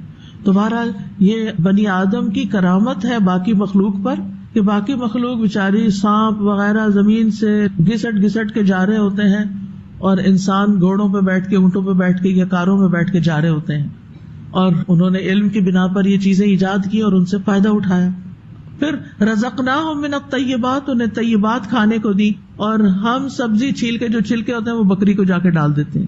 ہم کیا کھاتے ہیں وہ کیا کھاتے ہیں. وفضلناہم، اللہ نے ہمیں فضیلت دی ہے، علی کثیر ممن خلقنا تفضیلا، حتیٰ کہ فرشتوں پر بھی فضیلت دی. اور فرشتوں پر فضیلت کب؟ علم کی بنا پر. تو اولاد آدم کے اس شرف میں تمام اولاد شامل ہے، بنی آدم پوری کی پوری، خواہ مسلمان ہو یا نان مسلم، امیر ہو یا غریب ہو، کالا ہو گورا ہو، ترقی یافتہ ہو ترقی پذیر ہو، مذکر ہو مؤنث ہو، بس یہ دو ہی ہوتے ہیں. تو اس لیے اللہ نے ان سب کو عزت بخشی ہے. ٹھیک ہے، تو تمام اولاد آدم عزت کے قابل ہے، یہ بات یاد رکھیے. اللہ تعالیٰ فرماتے ہیں یا ایھا الناس اتقوا ربکم، اے لوگوں اپنے رب سے ڈرو. الذی خلقکم من نفس واحدہ، جس نے تمہیں ایک جان سے پیدا کیا. وخلق منہا زوجہا، اور اسی سے اس کا جوڑا بنایا. وبث منہما رجالا کثیرا ونساء، اور اس نے ان دونوں کے ذریعے جو اولاد پیدا ہوئی زمین میں بہت سے مرد اور عورتیں پھیلا دیے. ٹھیک ہے، کیا پھیلائے؟ مرد اور عورتیں. تو ہم یا مرد ہیں یا عورتیں ہیں. جو تیسرا جینڈر ہوتا ہے جو درمیان کا، اس کے اندر بھی یا عورتوں والی خصوصیات زیادہ ہوتی ہیں یا مردوں والی ہوتی ہیں. ٹھیک ہے، ہمیں بلی اور کوا نہیں بنایا، کیونکہ آج کے دور میں کچھ لوگ اپنے آپ کو بلی سمجھتے ہیں، اور اس سے بڑا کوئی جھوٹ نہیں. اللہ نے آپ کو انسان پیدا کیا، آپ بلی بنے ہوئے. میں نے شاید پہلے بھی آپ کو بتایا ہو، کینیڈا میں ایک بچہ ہے، اس کا نام ہے کرو محمد. وہ اپنے آپ کو کوا سمجھتا ہے، مسلمان بچہ ہے. پتہ نہیں دماغ میں کیا خلل آ گیا کہ میں کرو ہوں، کوا ہوں. تو اللہ سبحانہ وتعالیٰ نے کبوں کے اوپر کس کو فضیلت دی ہے؟ انسانوں کو. لیکن ہمیں پتہ ہی نہیں کہ اللہ نے ہمیں عزت بخشی، اس لیے ہم اسفل سافلین، اپنے سے نیچے والوں کی پیروی کر رہے ہیں. اللہ تعالیٰ فرماتے ہیں یا ایھا الناس انا خلقناکم من ذکر وانثی وجعلناکم شعوبا وقبائل لتعارفوا ان اکرمکم عند اللہ اتقاکم.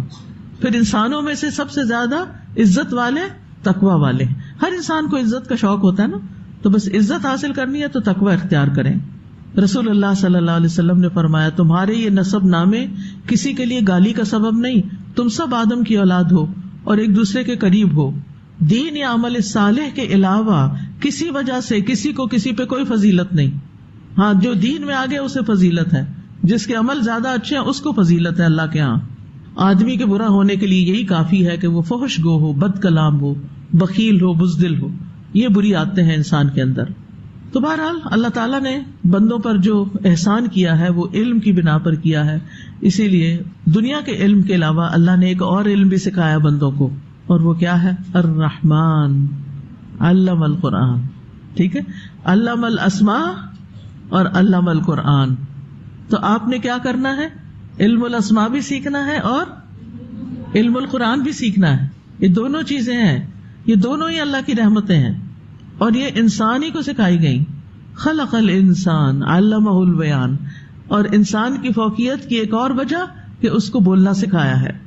تو یاد رکھیے جس کے علم میں جتنا اضافہ ہوتا جائے گا دین میں دنیا میں، اس کو اتنی عزت زیادہ ملتی جائے گی.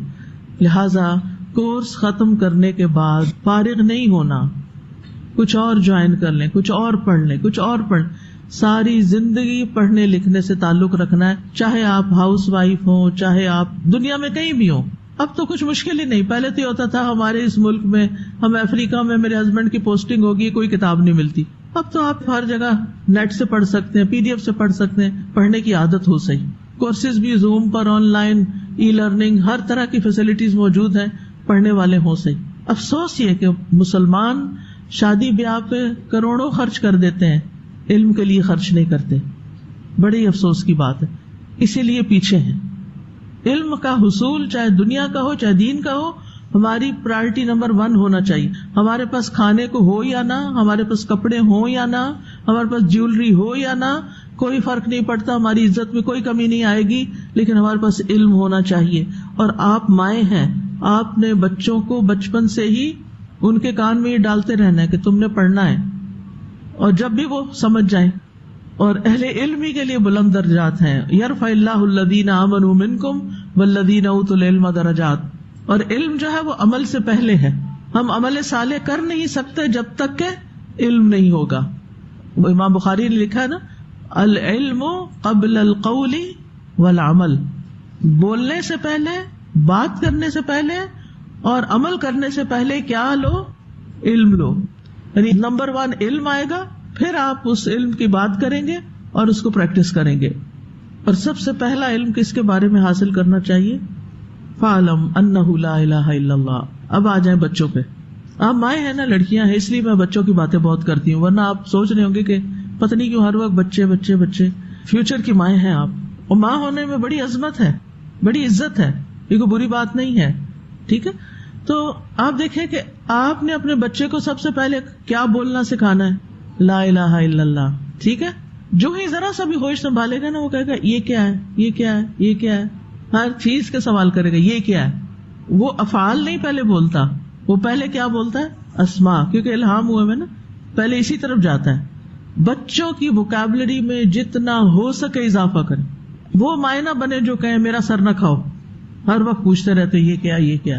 اگر آپ کو نہیں پتا، ڈھونڈیں، سرچ کریں کہ اس نے سوال کیا، مجھے اس کا جواب آنا چاہیے، اور یہ آپ کے لیے سیکھنے کا ذریعہ بن جائے گا.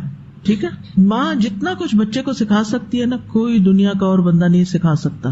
اور یہ پہلے 2 سال جو ہوتے ہیں نا، وہ اسپونج کی طرح ہوتے ہیں، جوڑ ڈالتے جاؤ وہ اندر جذب کرتا جائے گا کرتا جائے گا. ایک وقت آئے گا کہ پھر وہ ٹپکنا شروع ہو جائے گا، پھر وہ بولنا شروع ہو جائے گا، پھر وہ بتانا شروع ہو جائے گا. تو 2 کام کرنے، یاد رہیں گے یہ نصیحتیں لکھ لیں کہیں. پہلے لا الہ الا اللہ سکھانا ہے، اور دوسری چیز علم الاسماء، اما ابا، یعنی ماں باپ، بہن بھائیوں کے نام، چیزوں کے نام. گھر کی کوئی چیز نہ ہو جس کا نام نہ آتا ہو. میں نے جب یہاں آ کے پڑھانا شروع کیا تھا اسلامک یونیورسٹی میں، تو میری اپائنٹمنٹ عربک کی لیکچرر کے طور پر ہوئی تھی، پہلی اپائنٹمنٹ. اس وقت ابھی میں نے پی ایچ ڈی نہیں کی تھی، تو مجھے عربی لینگویج سکھانی تھی، کیونکہ اس میں سال کا لینگویج کا کورس ہوتا تھا. پھر وہ اپنا فیلڈ سلیکٹ کرتے تھے، جو اصول الدین میں یا شریعہ میں یا لاء میں جہاں بھی جانا ہوتا تھا. اور اس میں پاکستانی اسٹوڈینٹس بھی تھے اور دوسرے اسٹوڈینٹس بھی، ہر طرح کے اسٹوڈینٹس. تو اردو نہیں وہاں بول سکتے تھے، عربی ہی بولنی ہوتی تھی. میں صرف چند دنوں میں بچیوں کو عربی لکھنا، بولنا، پڑھنا سکھا دیتی تھی. اور میں شروع کہاں سے کرتی تھی؟ جس کمرے میں کھڑی ہوتی تھی پہلے میں اس کی ساری ووکیبلری بتاتی، جو سامنے کی چیزیں ہیں، یہ کیا ہے، یہ کیا ہے، یہ کیا ہے، یہ کیا ہے، یہ کیا ہے، آگے پیچھے ساری ہر چیز، سارے اسماء. اور پھر اس کے بعد چند فعل سکھا دیتی تھی. پھر میں کہتی تھی ان کو جوڑو، اور وہ سینٹینس بننے شروع ہو جاتے تھے. تو آپ اپنے بچوں کو مونٹیسری میں بھیجتے ہیں، بہت اچھی بات ہے، اس میں نئی نئی چیزیں سیکھتے ہیں. لیکن میں سمجھتی ہوں ہر ماں کو مونٹیسری کا کورس خود بھی کر لینا چاہیے، تاکہ وہ اسکول جانے سے پہلے بھی بچوں کو بہت کچھ سکھا سکے. اور اس میں آپ دیکھیں چھوٹے چھوٹے فلیش کارڈز وغیرہ بنے ہوتے ہیں، بعض اوقات چیزیں ہوتی ہیں. اچھا، اب مثلاً آپ ان کو لے جائیں کسی گروسری شاپ پہ، آپ وہاں کھڑے ہو کے ساری سبزیوں کے نام سکھائیں. فروٹ شاپ پہ چلے جائیں، ڈرائی فروٹ شاپ پہ چلے جائیں. بچوں کو شوق ہوتا ہے نا بازار شاپنگ وغیرہ کرنے کا، تنگ بھی کرتے ہیں، پھر کہتے ہیں یہ بھی لے دو یہ بھی. لیکن پہلے سے سکھا کے جائیں نا، آج ہم صرف یہ لیں گے اور باقی ہم سیکھ کے آئیں گے. یہاں بھی مواقع ہیں، لیکن جیسے باہر تو مالز ہوتے ہیں، اور مالز میں تو بہت ساری چیزیں ہوتی ہیں، تو جو چیزیں سامنے ہیں ان سب کے نام آنے چاہیے. اب افسوس یہ کہ ہمیں رشتوں کے نام نہیں آتے. ہر کوئی آنٹی ہے، پھوپھی بھی آنٹی ہے، خالہ بھی آنٹی، اماں کی دوست بھی آنٹی، سارے ہی آنٹی ہیں. کسی کو ہم خالہ نہیں کہنا جانتے، کسی کو پھوپھی نہیں کہنا جانتے، کسی کو چاچی نہیں کہہ سکتے، کسی کو تائی نہیں کہہ سکتے. کتنا پیارا ہے ہمارا کلچر کہ اس میں سارے رشتوں کے نام ہیں. تو رشتوں کے نام لینے میں بہت کلوزنس آ جاتی ہے، ایک اپنائیت فیل ہوتی ہے. اور جب آپ آنٹی کہہ دیتے ہیں تو بس پھر وہ ایک اسپیس آ جاتی ہے. تو اس لیے رشتوں کے نام، چیزوں کے نام، تو آپ دیکھیں گے کہ آپ کے بچے کے لیے اگلی پڑھائی بہت آسان ہو جائے گی. بہت کچھ سیکھ کے اسکول جائے گا، جہاں چاہیں گے ایڈمیشن ملے گا. ہم نے سارا زور سفارشوں پہ رکھا ہوا ہے اور کچھ نہیں خود سکھاتے کہ سب کچھ اسکول ہی سکھا دے ان کو. آپ نے پھر کیا صدقہ جاریہ کمانا ہے. اور پھر آپ دیکھیں کہ علم ہی سے اللہ کی خشیت ملتی ہے، علم سے ہی جنت کا راستہ آسان ہوتا ہے. حدیثیں یاد آ رہی ہوں گی آپ کو. اور فرائض کی ادائیگی کے بعد سب سے افضل عمل علم کا حاصل کرنا ہے. امام شافعی کہتے ہیں فرائض کو ادا کرنے کے بعد سب سے افضل کام علم حاصل کرنا ہے. علم ہی دل کی زندگی ہے. یہ بہت سی خواتین اکثر ڈپریسڈ رہتی ہیں، تو میرے پاس جب آتی ہے تو مجھے بتاتی ہے میرا دل ہر وقت پریشان رہتا ہے. وجہ کیا ہے؟ نہیں پتا وجہ کیا ہے. وجہ یہ ہے کہ دل کی غذا ہی نہیں آپ دے رہے. آپ نے علم سے اپنا رشتہ ہی کاٹا ہوا ہے. نہ کچھ پڑھتی ہیں، نہ کچھ سنتی ہیں، نہ کسی علم کی مجلس میں جاتی ہیں. آپ پریشان نہ ہو تو کیا ہو، آپ کو ہونا ہی چاہیے. آپ کی قسمت میں ہی پریشانی ہے پھر، کیونکہ آپ علم نہیں حاصل کر رہی.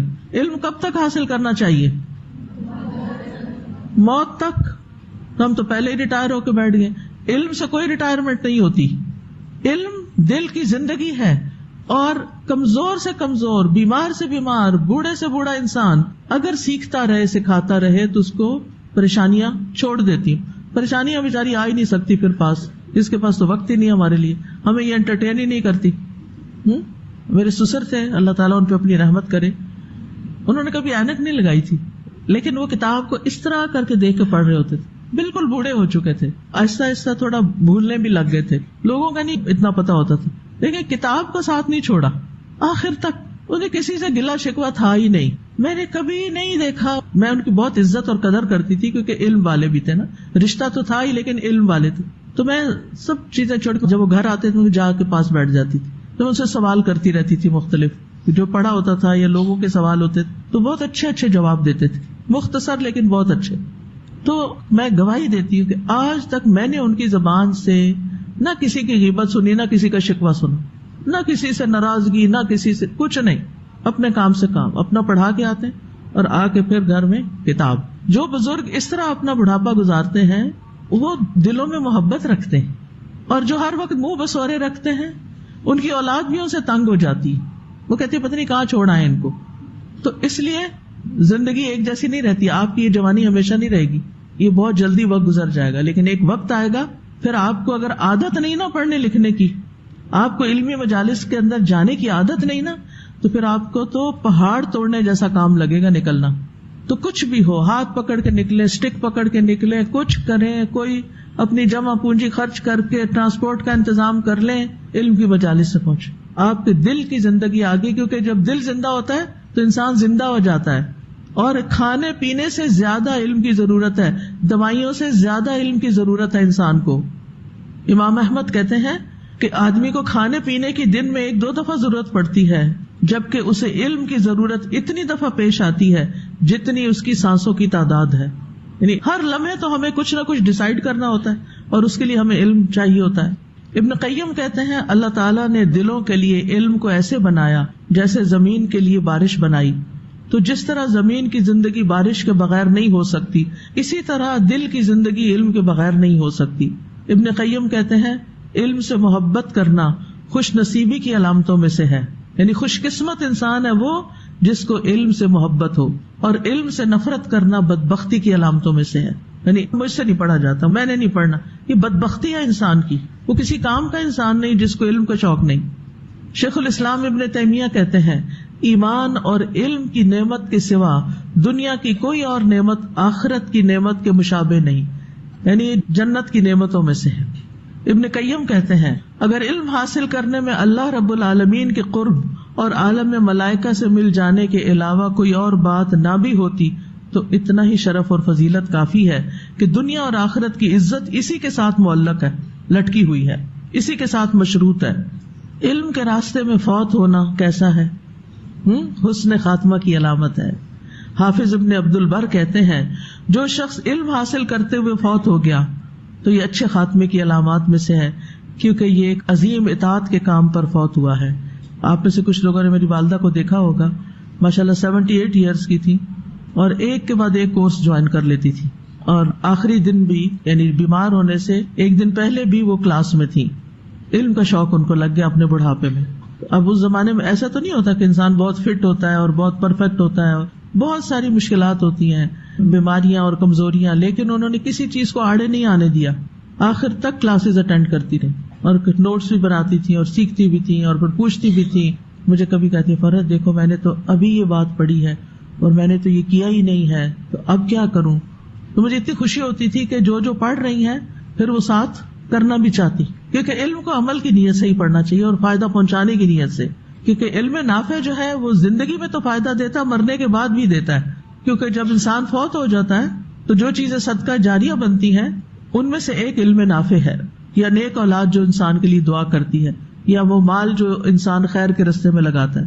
یہاں یہ بات یاد رکھیں کہ شیطان لوگوں کو علم حاصل کرنے سے روکتا ہے، اس کو مشکل بنا دیتا ہے. علامہ ابن الجوزی کہتے ہیں جان لو کہ ابلیس کا لوگوں پر سب سے پہلا دھوکہ یہ ہے کہ وہ ان کو علم سے روکتا ہے، کیونکہ علم نور ہے. پھر جب وہ ان کے علم کے چراغوں کو بجھا دیتا ہے تو ان کو اندھیروں میں جیسے چاہے ٹھوکریں لگواتا ہے. یعنی جب انسان علم کے راستے پہ چلتا ہے مشکلات تھوڑی آتی ہیں، لیکن پھر کیا ہوتا ہے، انسان اگر ثابت قدم رہے تو روشنی میں آ جاتا ہے. ابن حبیرہ کہتے ہیں شیطان کی چالوں میں سے یہ ہے کہ وہ اللہ کے بندوں کو قرآن کے غور و فکر سے، تدبر سے نفرت دلاتا ہے، کیونکہ وہ جانتا ہے کہ غور و فکر کی صورت میں ہدایت حاصل ہو جائے گی، اور ہدایت مل گئی تو بس پھر میرے ہاتھ سے نکل گیا. یہ علم سے محرومی کی 6 وجوہات ہوتی. نمبر 1، علم سے متعلق سوال چھوڑ دینا، سوال نہ کرنا. دوسری وجہ خاموش نہ رہنا، کان نہ لگانا، توجہ سے نہ سننا. تیسری وجہ فہم کی خرابی، کوئی بات سمجھ کے نہ دینا، سمجھ نہ آنا. چوتھی وجہ حفظ نہ کرنا، یعنی نہ لکھنا اور نہ بعد میں جا کے اس کو ریوائز کرنا. پانچویں وجہ اس کی نشر و اشاعت نہ کرنا، اس کی تعلیم نہ دینا اور اس پر عمل نہ کرنا. تو جو علم کا ذخیرہ کرتا ہے اور اسے پھیلاتا نہیں، اللہ اس کو علم کے بھول جانے میں مبتلا کر دیتا ہے، اور یہ پورا پورا بدلہ ہے. مثلا آپ کی شادی ہوئی، آپ کو سسرال سے گولڈ ملا، آپ کو امی کی طرف سے ملا، آپ نے سارا لے جا کے لاکر میں رکھ دیا. اب نہ اس کو آپ پہنتے ہیں، نہ اس کو آپ دیکھتے ہیں، بس وہ لاکر میں بند ہے. کوئی فائدہ ہے ایسی جیولری کا جس پہ ہر سال صرف آپ زکوٰۃ دے رہے ہیں؟ اسی طرح آپ نے ایک کورس کیا، دوسرا کیا، سارا کچھ دل میں رکھ کے لاک کر دیا، لاکر میں. آپ وہ نہ کسی کو سکھاتے ہیں، نہ کچھ بتاتے ہیں، نہ کچھ خرچ کرتے ہیں.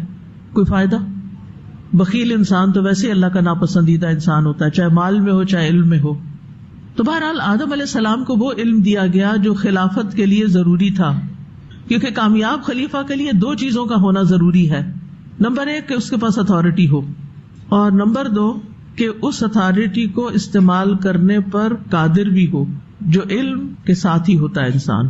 یعنی اتھارٹی تو ہے لیکن علم نہیں ہے، لہٰذا آپ دیکھیں کہ پھر خراب لیڈر کرتے کیا ہیں، جن کے پاس علم نہیں ہوتا، خود بھی گمراہ ہوتے ہیں، لوگوں کو بھی کرتے ہیں. پھر یہ ہے کہ امتحان لینے کا جواز موجود ہے قرآن میں. یہ جو آپ کے ٹیسٹ لیتے ہیں تو اس کا جواز موجود ہے، اور چیلنج دینے کا بھی جواز موجود ہے. انبئونی باسماء ہؤلاء ان کنتم صادقین.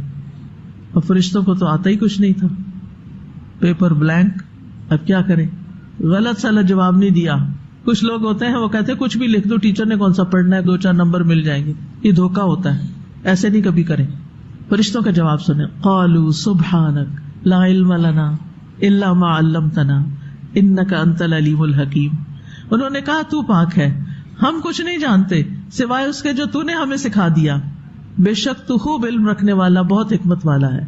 یہ فرشتوں کی عاجزی ہے، فرشتوں کا ادب ہے. انہیں اپنی کم علمی کا احساس ہو گیا، اپنے عجز کا، بے بسی کا احساس ہو گیا، تو انہوں نے آدم علیہ السلام کی فضیلت اور خلافت کے حقدار ہونے کا اعتراف کر لیا، اور ادب کے ساتھ کہا سبحانک لا علم لنا الا ما علمتنا.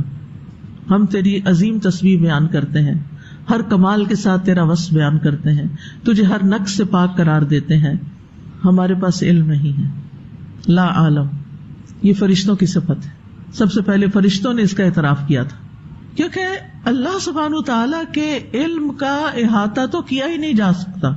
آیت الکرسی میں آتا نا وَلَا يُحِيطُونَ بِشَيْءٍ مِّنْ عِلْمِهِ إِلَّا بِمَا شَاءَ، کہ لوگ اس کے علم کا احاطہ کر ہی نہیں سکتے مگر جتنا وہ چاہے. جس کو جو چاہے جتنا چاہے سکھا دے، دیٹس اٹ. ہر شخص ہر چیز نہیں سیکھ سکتا، فرشتہ نہیں سیکھ سکتے ہر چیز، تو ہم تو پھر انسان ہیں. تو ہم آپ کی تسبیح کرتے ہیں، ہم آپ کا وصف بیان کرتے ہیں، علم کے ساتھ، قدرت کے ساتھ، قوت کے ساتھ، حکمت کے ساتھ. آپ علم والے ہیں، حکمت والے ہیں، اور ان ساری صفات سے آپ کو پاک قرار دیتے ہیں جو اس کے برعکس ہیں، جو انسانوں کے اندر ہے، جیسے نیند ہے، موت ہے، محتاجی ہے، کمزوری ہے، بڑھاپا ہے. یہ سب کچھ اللہ کے ہاں نہیں ہے. ان ساری کمزوریوں سے اللہ کو پاک قرار دیتے ہیں. ہم تو صرف وہی جانتے ہیں جو تو نے ہمیں سکھایا. نبی صلی اللہ علیہ وسلم سے بھی اللہ تعالیٰ نے فرمایا وَعَلَّمَكَ مَا لَمْ تَكُنْ تَعْلَمْ وَكَانَ فَضْلُ اللَّهِ عَلَيْكَ عَظِيمًا، اور آپ کو وہ سکھایا جو آپ نہیں جانتے تھے، اور آپ پر اللہ کا بہت بڑا فضل ہے. تو اس آیت سے یہ بات پتہ چلتی ہے کہ فرشتوں کے پاس صرف وہی علم ہے جو اللہ نے انہیں سکھایا، جس کام پر وہ مامور ہیں. مثلاً بادلوں کا فرشتہ بادلوں کے بارے میں خوب جانتا ہے، بجلی کڑکنے کا اس کو پتا ہے، رعد ایک فرشتے کا نام بھی ہے، سورۃ رعد بھی ہے، پانی کا فرشتہ پانی پہ مامور ہے، اس کی معلومات تو رکھتا ہے، لیکن وہ باقی چیزوں کے افعال اور خواص سے لا علم ہے، بے خبر ہے۔ انسان کو ان ساری چیزوں کا سرسری علم دے دیا گیا، پھر اس پہ چھوڑ دیا گیا کہ اب وہ مزید تحقیق کرے، کوشش کرے، مسخر کرے اور جانے، استعمال میں لائے، کیونکہ اب وہ زمین میں اللہ کی طرف سے بھیجا گیا ہے، زمین اس کے لیے بنائی گئی، خلق لکم ما فی الارض جميعا، اب اس کو استعمال کرو، اب اس کو پڑھو، سیکھو، غور کرو، ریسرچ کرو، آگے بڑھو، زمین تمہارے لیے ہے۔ اب اس میں آپ دیکھیں کہ اللہ تعالیٰ نے انسان کو علم دیا اور فرشتوں کے بارے میں کیا فرمایا کہ ان کو انسان کے مقابلے میں کم علم دیا گیا۔ اسی بنا پر انسان کی فضیلت ثابت ہو گئی کس پر؟ فرشتوں۔ تو فرشتوں کا اللہ کے علیم اور حکیم ہونے کا اقرار بھی اس آیت میں موجود ہے، انک انت العلیم الحکیم، بے شک آپ ہی علم والے ہیں، آپ ہی حکمت والے ہیں، آپ کو سب پتا ہے، کیونکہ پیچھے اللہ تعالیٰ نے فرمایا تھا نا، انی اعلم ما لا تعلمون، مجھے پتا ہے جو تمہیں نہیں پتا، اس کا انہوں نے اقرار کر لیا، انک انت العلیم الحکیم، واقعی آپ ہی سب جانتے ہیں، آپ علم والے بھی ہیں اور حکمت والے بھی ہیں۔ اور یہ اللہ تعالیٰ کے دونوں نام بھی ہیں۔ اللہ تعالیٰ ایسا العلیم ہے جس نے علم کے ساتھ ہر چیز کا احاطہ کیا ہوا ہے، پوری کائنات میں کوئی ایک چیز بھی اللہ کے علم سے چھپی ہوئی نہیں، وہ ہر چیز کو جانتا ہے، اس کے اندر باہر کو ہر چیز سے واقف۔ اللہ کا سارا علم لکھا ہوا بھی ہے لوح محفوظ میں، یعنی اللہ تعالیٰ کے پاس تو ہے علم، لیکن وہ سارا علم جو ہے لکھا ہوا بھی ہے۔ قد احاط اللہ بکل شیء علما، اللہ نے علم کے ساتھ ہر چیز کا احاطہ کر رکھا ہے، نہ زمین میں، نہ آسمان میں، نہ کائنات میں کہیں کوئی ذرے برابر بھی چیز نہیں جو اللہ سے چھپی ہوئی ہو۔ عالم الغیب والشہادہ ہے، یعلم السر وما اخفا، سر، راز، چھپی ہوئی چیزوں کو بھی جانتا ہے، اور اس سے بھی زیادہ جو چھپی اس کو بھی جانتا ہے، رازوں سے بھی آگے جانتا ہے، دلوں کے حال جانتا ہے۔ الحکیم، حکمت والا ہے۔ حکمت کیا چیز ہوتی ہے؟ ہر چیز کو اس کے مقام پہ رکھنا۔ آدم کو اس کے مقام پہ رکھا، فرشتوں کو اس کے مقام پہ رکھا، تو کوئی مخلوق اس کی حکمت سے باہر نہیں۔ اور اسی لیے اللہ تعالیٰ کے تمام اقوال، تمام افعال، تقدیر، شریعت، سب میں حکمت ہے۔ کس کس چیز میں؟ قول، فعل، تقدیر، شریعت، ہر چیز کے اندر حکمت ہے۔ اس لیے کسی کو بھی یہ حق حاصل نہیں کہ وہ اللہ تعالیٰ پر اعتراض کرے اور اللہ تعالیٰ سے کہے کہ یہ کیوں آپ نے کر دیا اور ایسا کیوں کیا، یا یہ سوچے کہ یہ تو نہیں ہونا چاہیے۔ اب کوئی یہ سوچے اللہ تعالیٰ نے فرشتوں کو کیوں نہیں علم دیا، تو اس کا کیا جواب ہے؟ انک انت العلیم الحکیم۔ اللہ کی حکمت کا تقاضا ہے کہ وہ سب کو سب کچھ نہ دے، جس کو جو چاہیے، جتنی ضرورت ہے اتنا اس نے دے رکھا ہے، اس میں کمی نہیں کی۔ تو اس آیت سے کچھ اور باتیں بھی پتہ چلتی ہیں۔ ایک تو یہ کہ فرشتے بولتے بھی ہیں، کلام کرتے ہیں، سوال جواب کرتے ہیں، عقل رکھتے ہیں۔ دوسرا یہ کہ فرشتے انتہا درجے کی اللہ تعالیٰ کی تعظیم کرتے ہیں، تسبیح اور تقدیس بیان کرتے ہیں، اپنی کم علمی کا اعتراف کرتے ہیں۔ اور ہمیں یہ بات فرشتوں سے سیکھنی چاہیے کہ جس چیز کا علم نہ ہو، جس بات کا علم نہ ہو، اس کے بارے میں رائے مت دیں۔ یاد رہے گی یہ بات؟ کیا کہا میں نے؟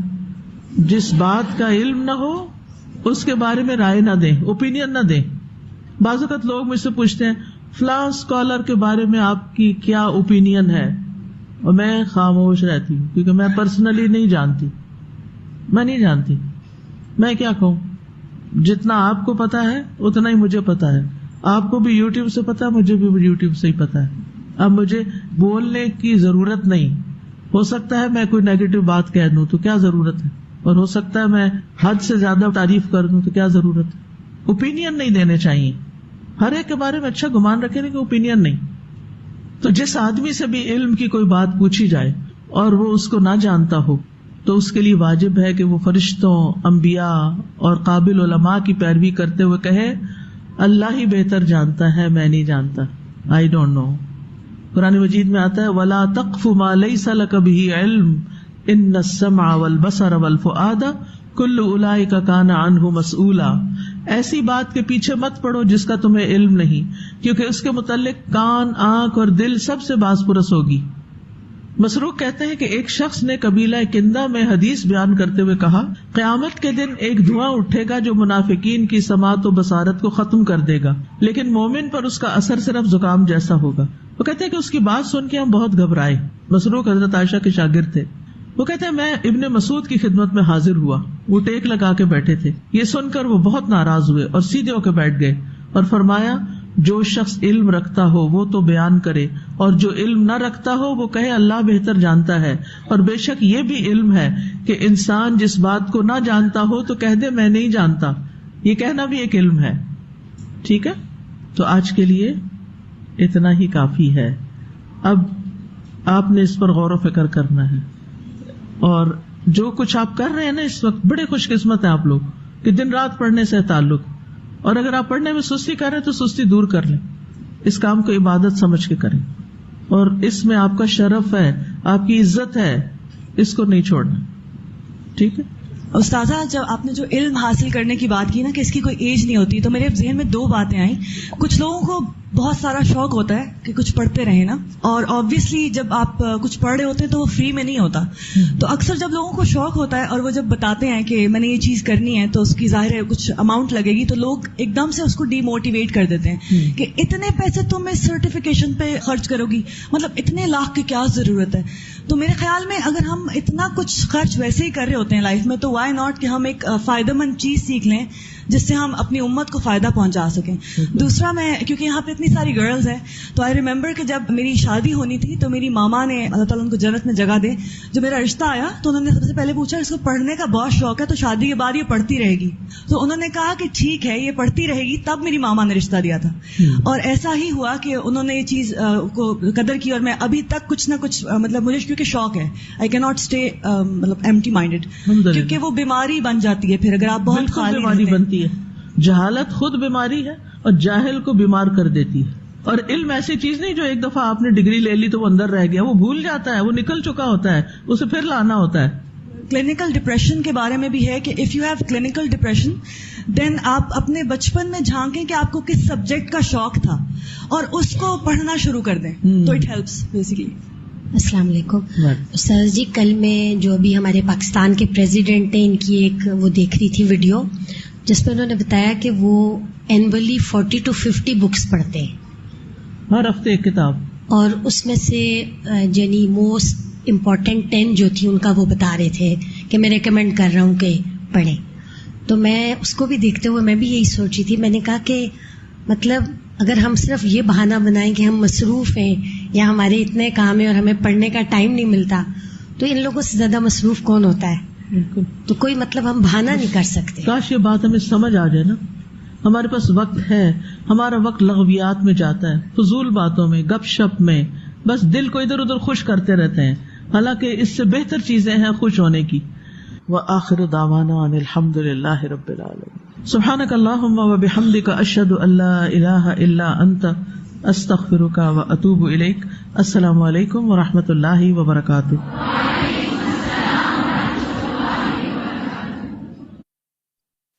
جزاک اللہ خیر، پیاری اساتذہ، بہت بیوٹیفل لیکچر تھا۔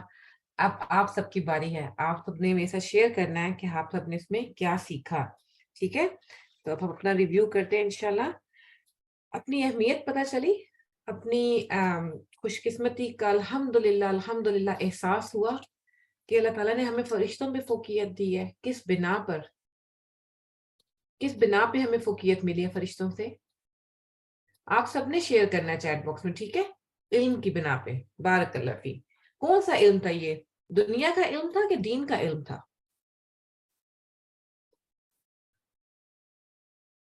دنیا کا علم اسما،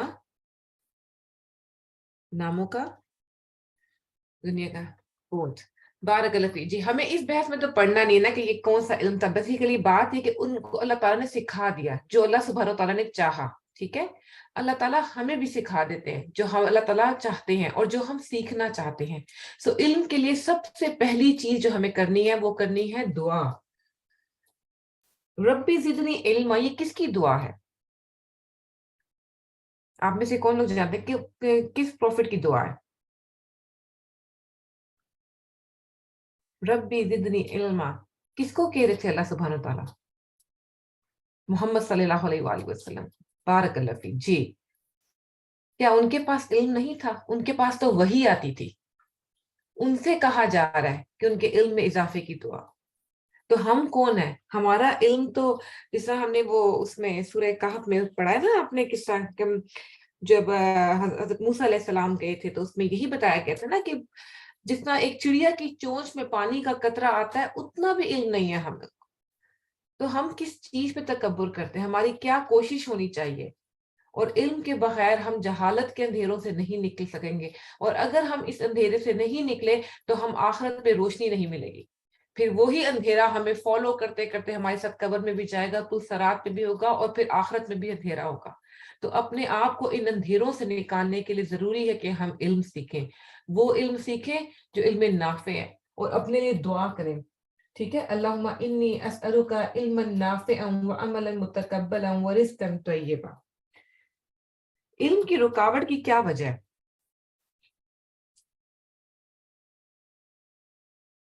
علم کی رکاوٹ کی کیا وجہ ہمیں اساتذہ نے بتائی ہیں؟ آپ لوگوں کے ذہن میں کون سی وجہ آتی ہے، وجوہات ہیں؟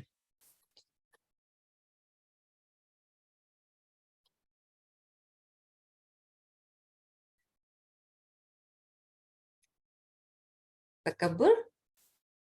میں نے آپ لوگوں کے ساتھ اسکرین بھی شیئر کی کہ علم کی سے محرومی کی 6 وجوہات ہیں، ٹھیک ہے؟ جب ہم اس کے متعلق سوال کرنا چھوڑ دیتے ہیں، جب ہم اس پہ توجہ نہیں دیتے، جب ہمارے فہم میں خرابی ہوتی ہے، اور جب ہم علم کو یاد نہیں کرتے، اس کی نشر و اشاعت نہ کرنا اور اس کی تعلیم نہ دینا، عمل نہ کرنا۔ میں آپ کو بتاؤں ایک بات، جب ہم چاہتے ہیں نا کہ ہم نے کوئی چیز سیکھی ہے اور وہ ہمارے اندر راسخ ہو جائے، اس کی سب سے بڑی ٹپ یہی ہوتی ہے کہ اس پہ عمل کیا جائے اور اس کو آگے بتایا جائے۔ اگر آپ کو کوئی بھی نہیں مل رہا نا تو آپ چھوٹے بچے کو بتائیں۔ آپ کو پتہ ہے یہ ٹیچنگ کرنے سے، یہ چیزیں سیکھنے سے، سکھانے سے کتنے زیادہ آپ کے علم میں اضافہ ہوتا ہے، کیونکہ میرے خیال میں کہ ہر انسان جب کسی کو بتاتا ہے نا تو وہ اس کو خود یہ چیز ایک ریمائنڈر ہو جاتی ہے کہ اس نے خود پہ بھی عمل کرنا ہے۔ یہ انسان کا ایک نفس اور ضمیر اس کو اس چیز کی وہ طرف توجہ دلاتا ہے کہ آپ نے اس پہ خود بھی عمل کرنا ہے۔ جب تک آپ اس کو فالو نہیں کریں گے تو آپ کسی دوسرے کو ترغیب کیسے دے سکتے ہیں؟ ٹھیک ہے؟ اور علم کے متعلق تو کہا گیا نا کہ اللہ سبحانہ و تعالیٰ اس کے رینک بلند کر دیتا ہے، اس کا درجات بلند کر دیتا ہے۔ ہم نے ابھی جب ہم نے شروع کیا تھا قرآن مجید تب ہم نے سورہ زمر کی آیت پڑھی تھی۔ میں اب آپ کے سامنے سورہ المجادلہ کی آیت شیئر کرتی ہوں، جس میں اللہ تعالیٰ نے بتایا ہے کہ وہ بلند کرتے ہیں درجات علم والوں کی بنا پر، ٹھیک ہے؟ اب یہ سنیں اور پھر اپنے اس کو محسوس کریں کہ کیا ہم واقعی علم والے ہیں؟ کیا ہمیں واقعی ہماری یہ کوشش ہے کہ ہم سیکھیں؟ الحمدللہ ہم یہاں بیٹھے ہیں، ہم ہماری نیت یہی ہے کہ ہم اس کو سیکھیں، ہم اس کو آگے پہنچائیں، اس کو عمل میں لے کر آئیں، لیکن ہماری نیت اس وقت تک نہیں ہوگی پوری جب تک ہم اس کو پورا نہیں کریں گے۔ يا أيها الذين آمنوا إذا قيل لكم تفسحوا في المجالس فافسحوا يفسح الله لكم وإذا قيل انشزوا فانشزوا يرفع الله الذين آمنوا منكم والذين أوتوا العلم درجات والله بما تعملون خبير۔ مجھ کو تو یہ آیات سن کر اور یہ لیکچر سن کر اللہ سبحانہ تعالیٰ پہ اتنا پیار آتا ہے کہ اللہ تعالیٰ نے مجھے اپنی اہمیت لگی کہ ہاں ہمیں اللہ تعالیٰ نے علم کی بنا پہ، نام سکھانے کی بنا پہ ہمیں دی ہے اہمیت فرشتوں سے اوپر۔ فرشتے وہ مخلوق ہے جو اللہ سبحانہ تعالیٰ کی تسبیح میں لگے ہوئے۔ تو ہماری کیا کوششیں ہیں؟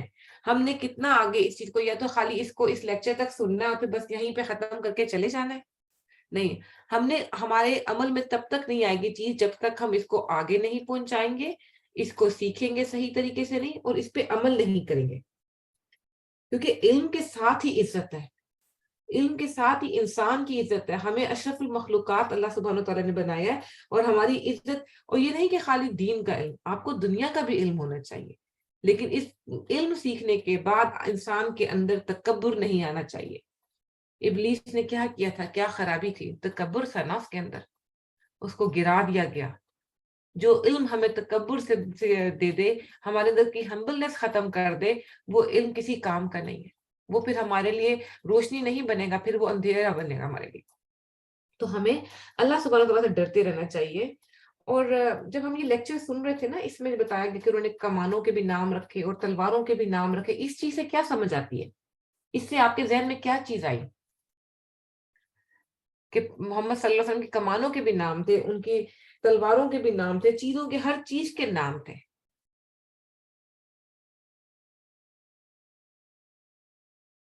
کسی کے ذہن میں کوئی چیز آئی؟ مجھے تو یہ لگا کہ وہ کتنے آرگنائز تھے. جس طرح اساتذہ نے بتایا نا کہ ہم کہ یہ پکڑا دو وہ دے دو, اس سے بہتر ہے کہ ہاں جی آرگنائزیشن سکلز کتنی زیادہ تھی.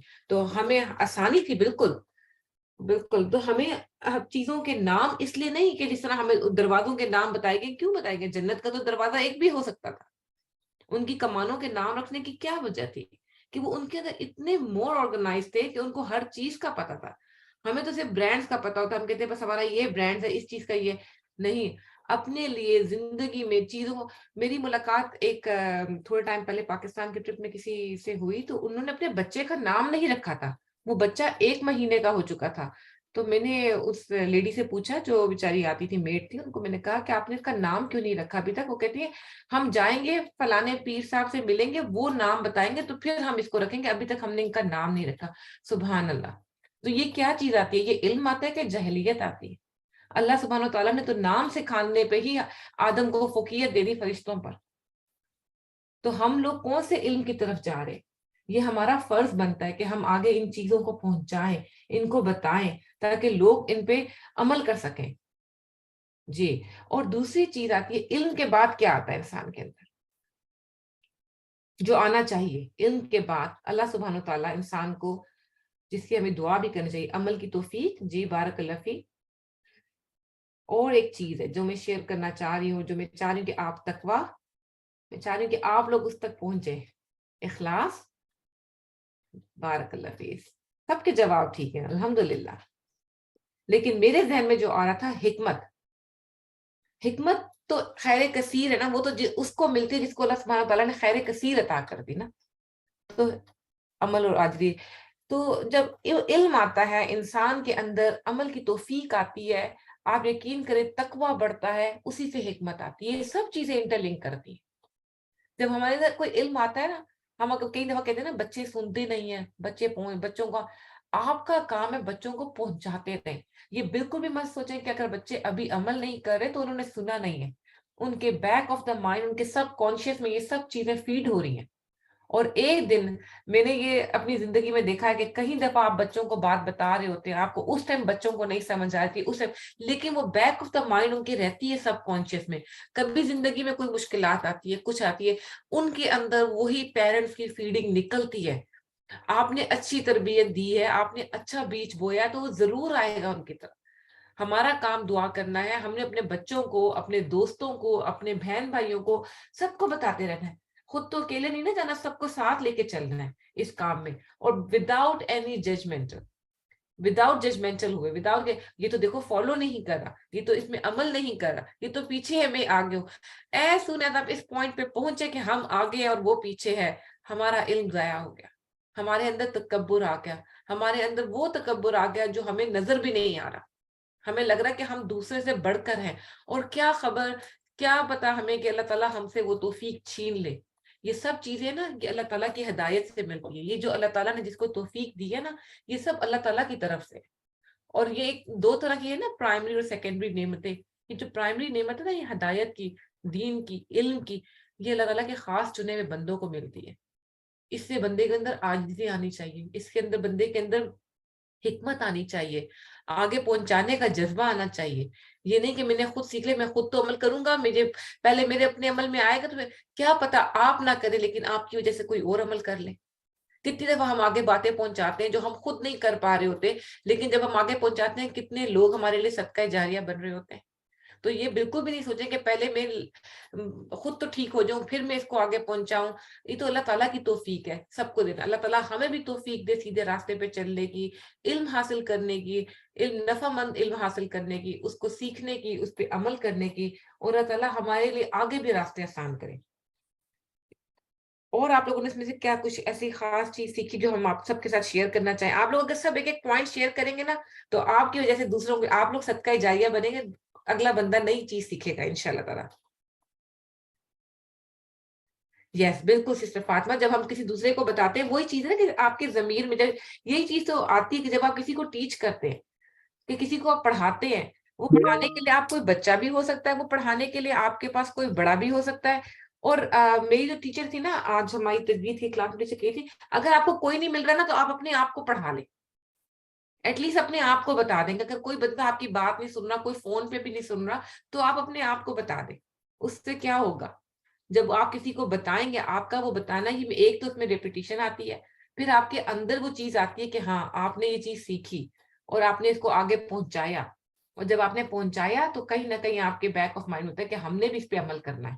شاید اس ٹائم پہ عمل کرنا مشکل ہو رہا ہو, استغفار کریں, صدقہ دیں, اور وہ پھر آگے آپ کے لیے آسان, کیونکہ ہم سب اسٹرگل میں, ہم میں سے کوئی بھی ایسا نہیں ہے کہ جو کہے کہ میں بہت پرفیکٹ ہوں. تو ہماری سب کی یہ چھوٹی چھوٹی کوششیں ہیں کہ اللہ تعالیٰ ہمیں اس عمل کو قبول کرے اور ہم اس میں آگے بڑھتے رہیں. تو اب اللہ تعالیٰ سے دعا ہے کہ ہم سب کا آنا, آپ سب کا آنا قبول کرے, اور آپ لوگوں نے جو سیکھا ہے اس پہ عمل کرنے کی توفیق عطا کرے, اور سب نے اپنے بچوں کے پیارے پیارے نام رکھنے اور پیارے پیارے ناموں سے ان کو بلانا ہے, تاکہ ہم ان کو, ہم یہ بھی اللہ تعالیٰ کی طرف سے ایک ہمیں ملا ہے نا کہ قرآن میں انہوں نے نام کا بتایا, ہمیں حکم دیا گیا ہے. تو بالکل جی سسٹر نجمہ, علم کو عمل کی نیت سے پڑھنا چاہیے. بالکل جب آپ اس کو عمل, جب وہی بات ہے نا کہ جب آپ عمل ہی تب کریں گے نا جب آپ کے اندر علم ہوگا. سب سے پہلی چیز تو علم سیکھنا ہے, کہ ہم نے سیکھنے کی کوشش ضرور کرنی ہے, چاہے وہ ہمیں کوئی چھوٹا بچہ بھی سکھا رہا ہے, ہم نے اس کو سیکھنا ہے, ہم نے اس کو آگے پہنچانا ہے, ہم نے اس پہ عمل کرنا ہے. اور یہ ایک lifelong journey, it's never ending. ہم انسان آخرت تک سیکھتا رہتا ہے, جب تک اس کا آخری وقت نہیں آتا تب تک انسان سیکھتا رہتا ہے. چلے جی, اللہ تعالیٰ ہمیں وہ علم سکھا دے جو اللہ تعالیٰ ہمارے لیے ہمیں سکھانا چاہتے ہیں, اور جو ہمارے لیے آگے بڑھ کر آگے جا کے ہمارے لیے آخرت میں فائدہ مند ہو. وآخر دعوانا الحمد للہ رب العالمین. سبحانک اللہم و بحمدک, اشہد ان لا الہ الا انت, استغفرک و اتوب الیک. السلام علیکم و رحمۃ اللہ وبرکاتہ.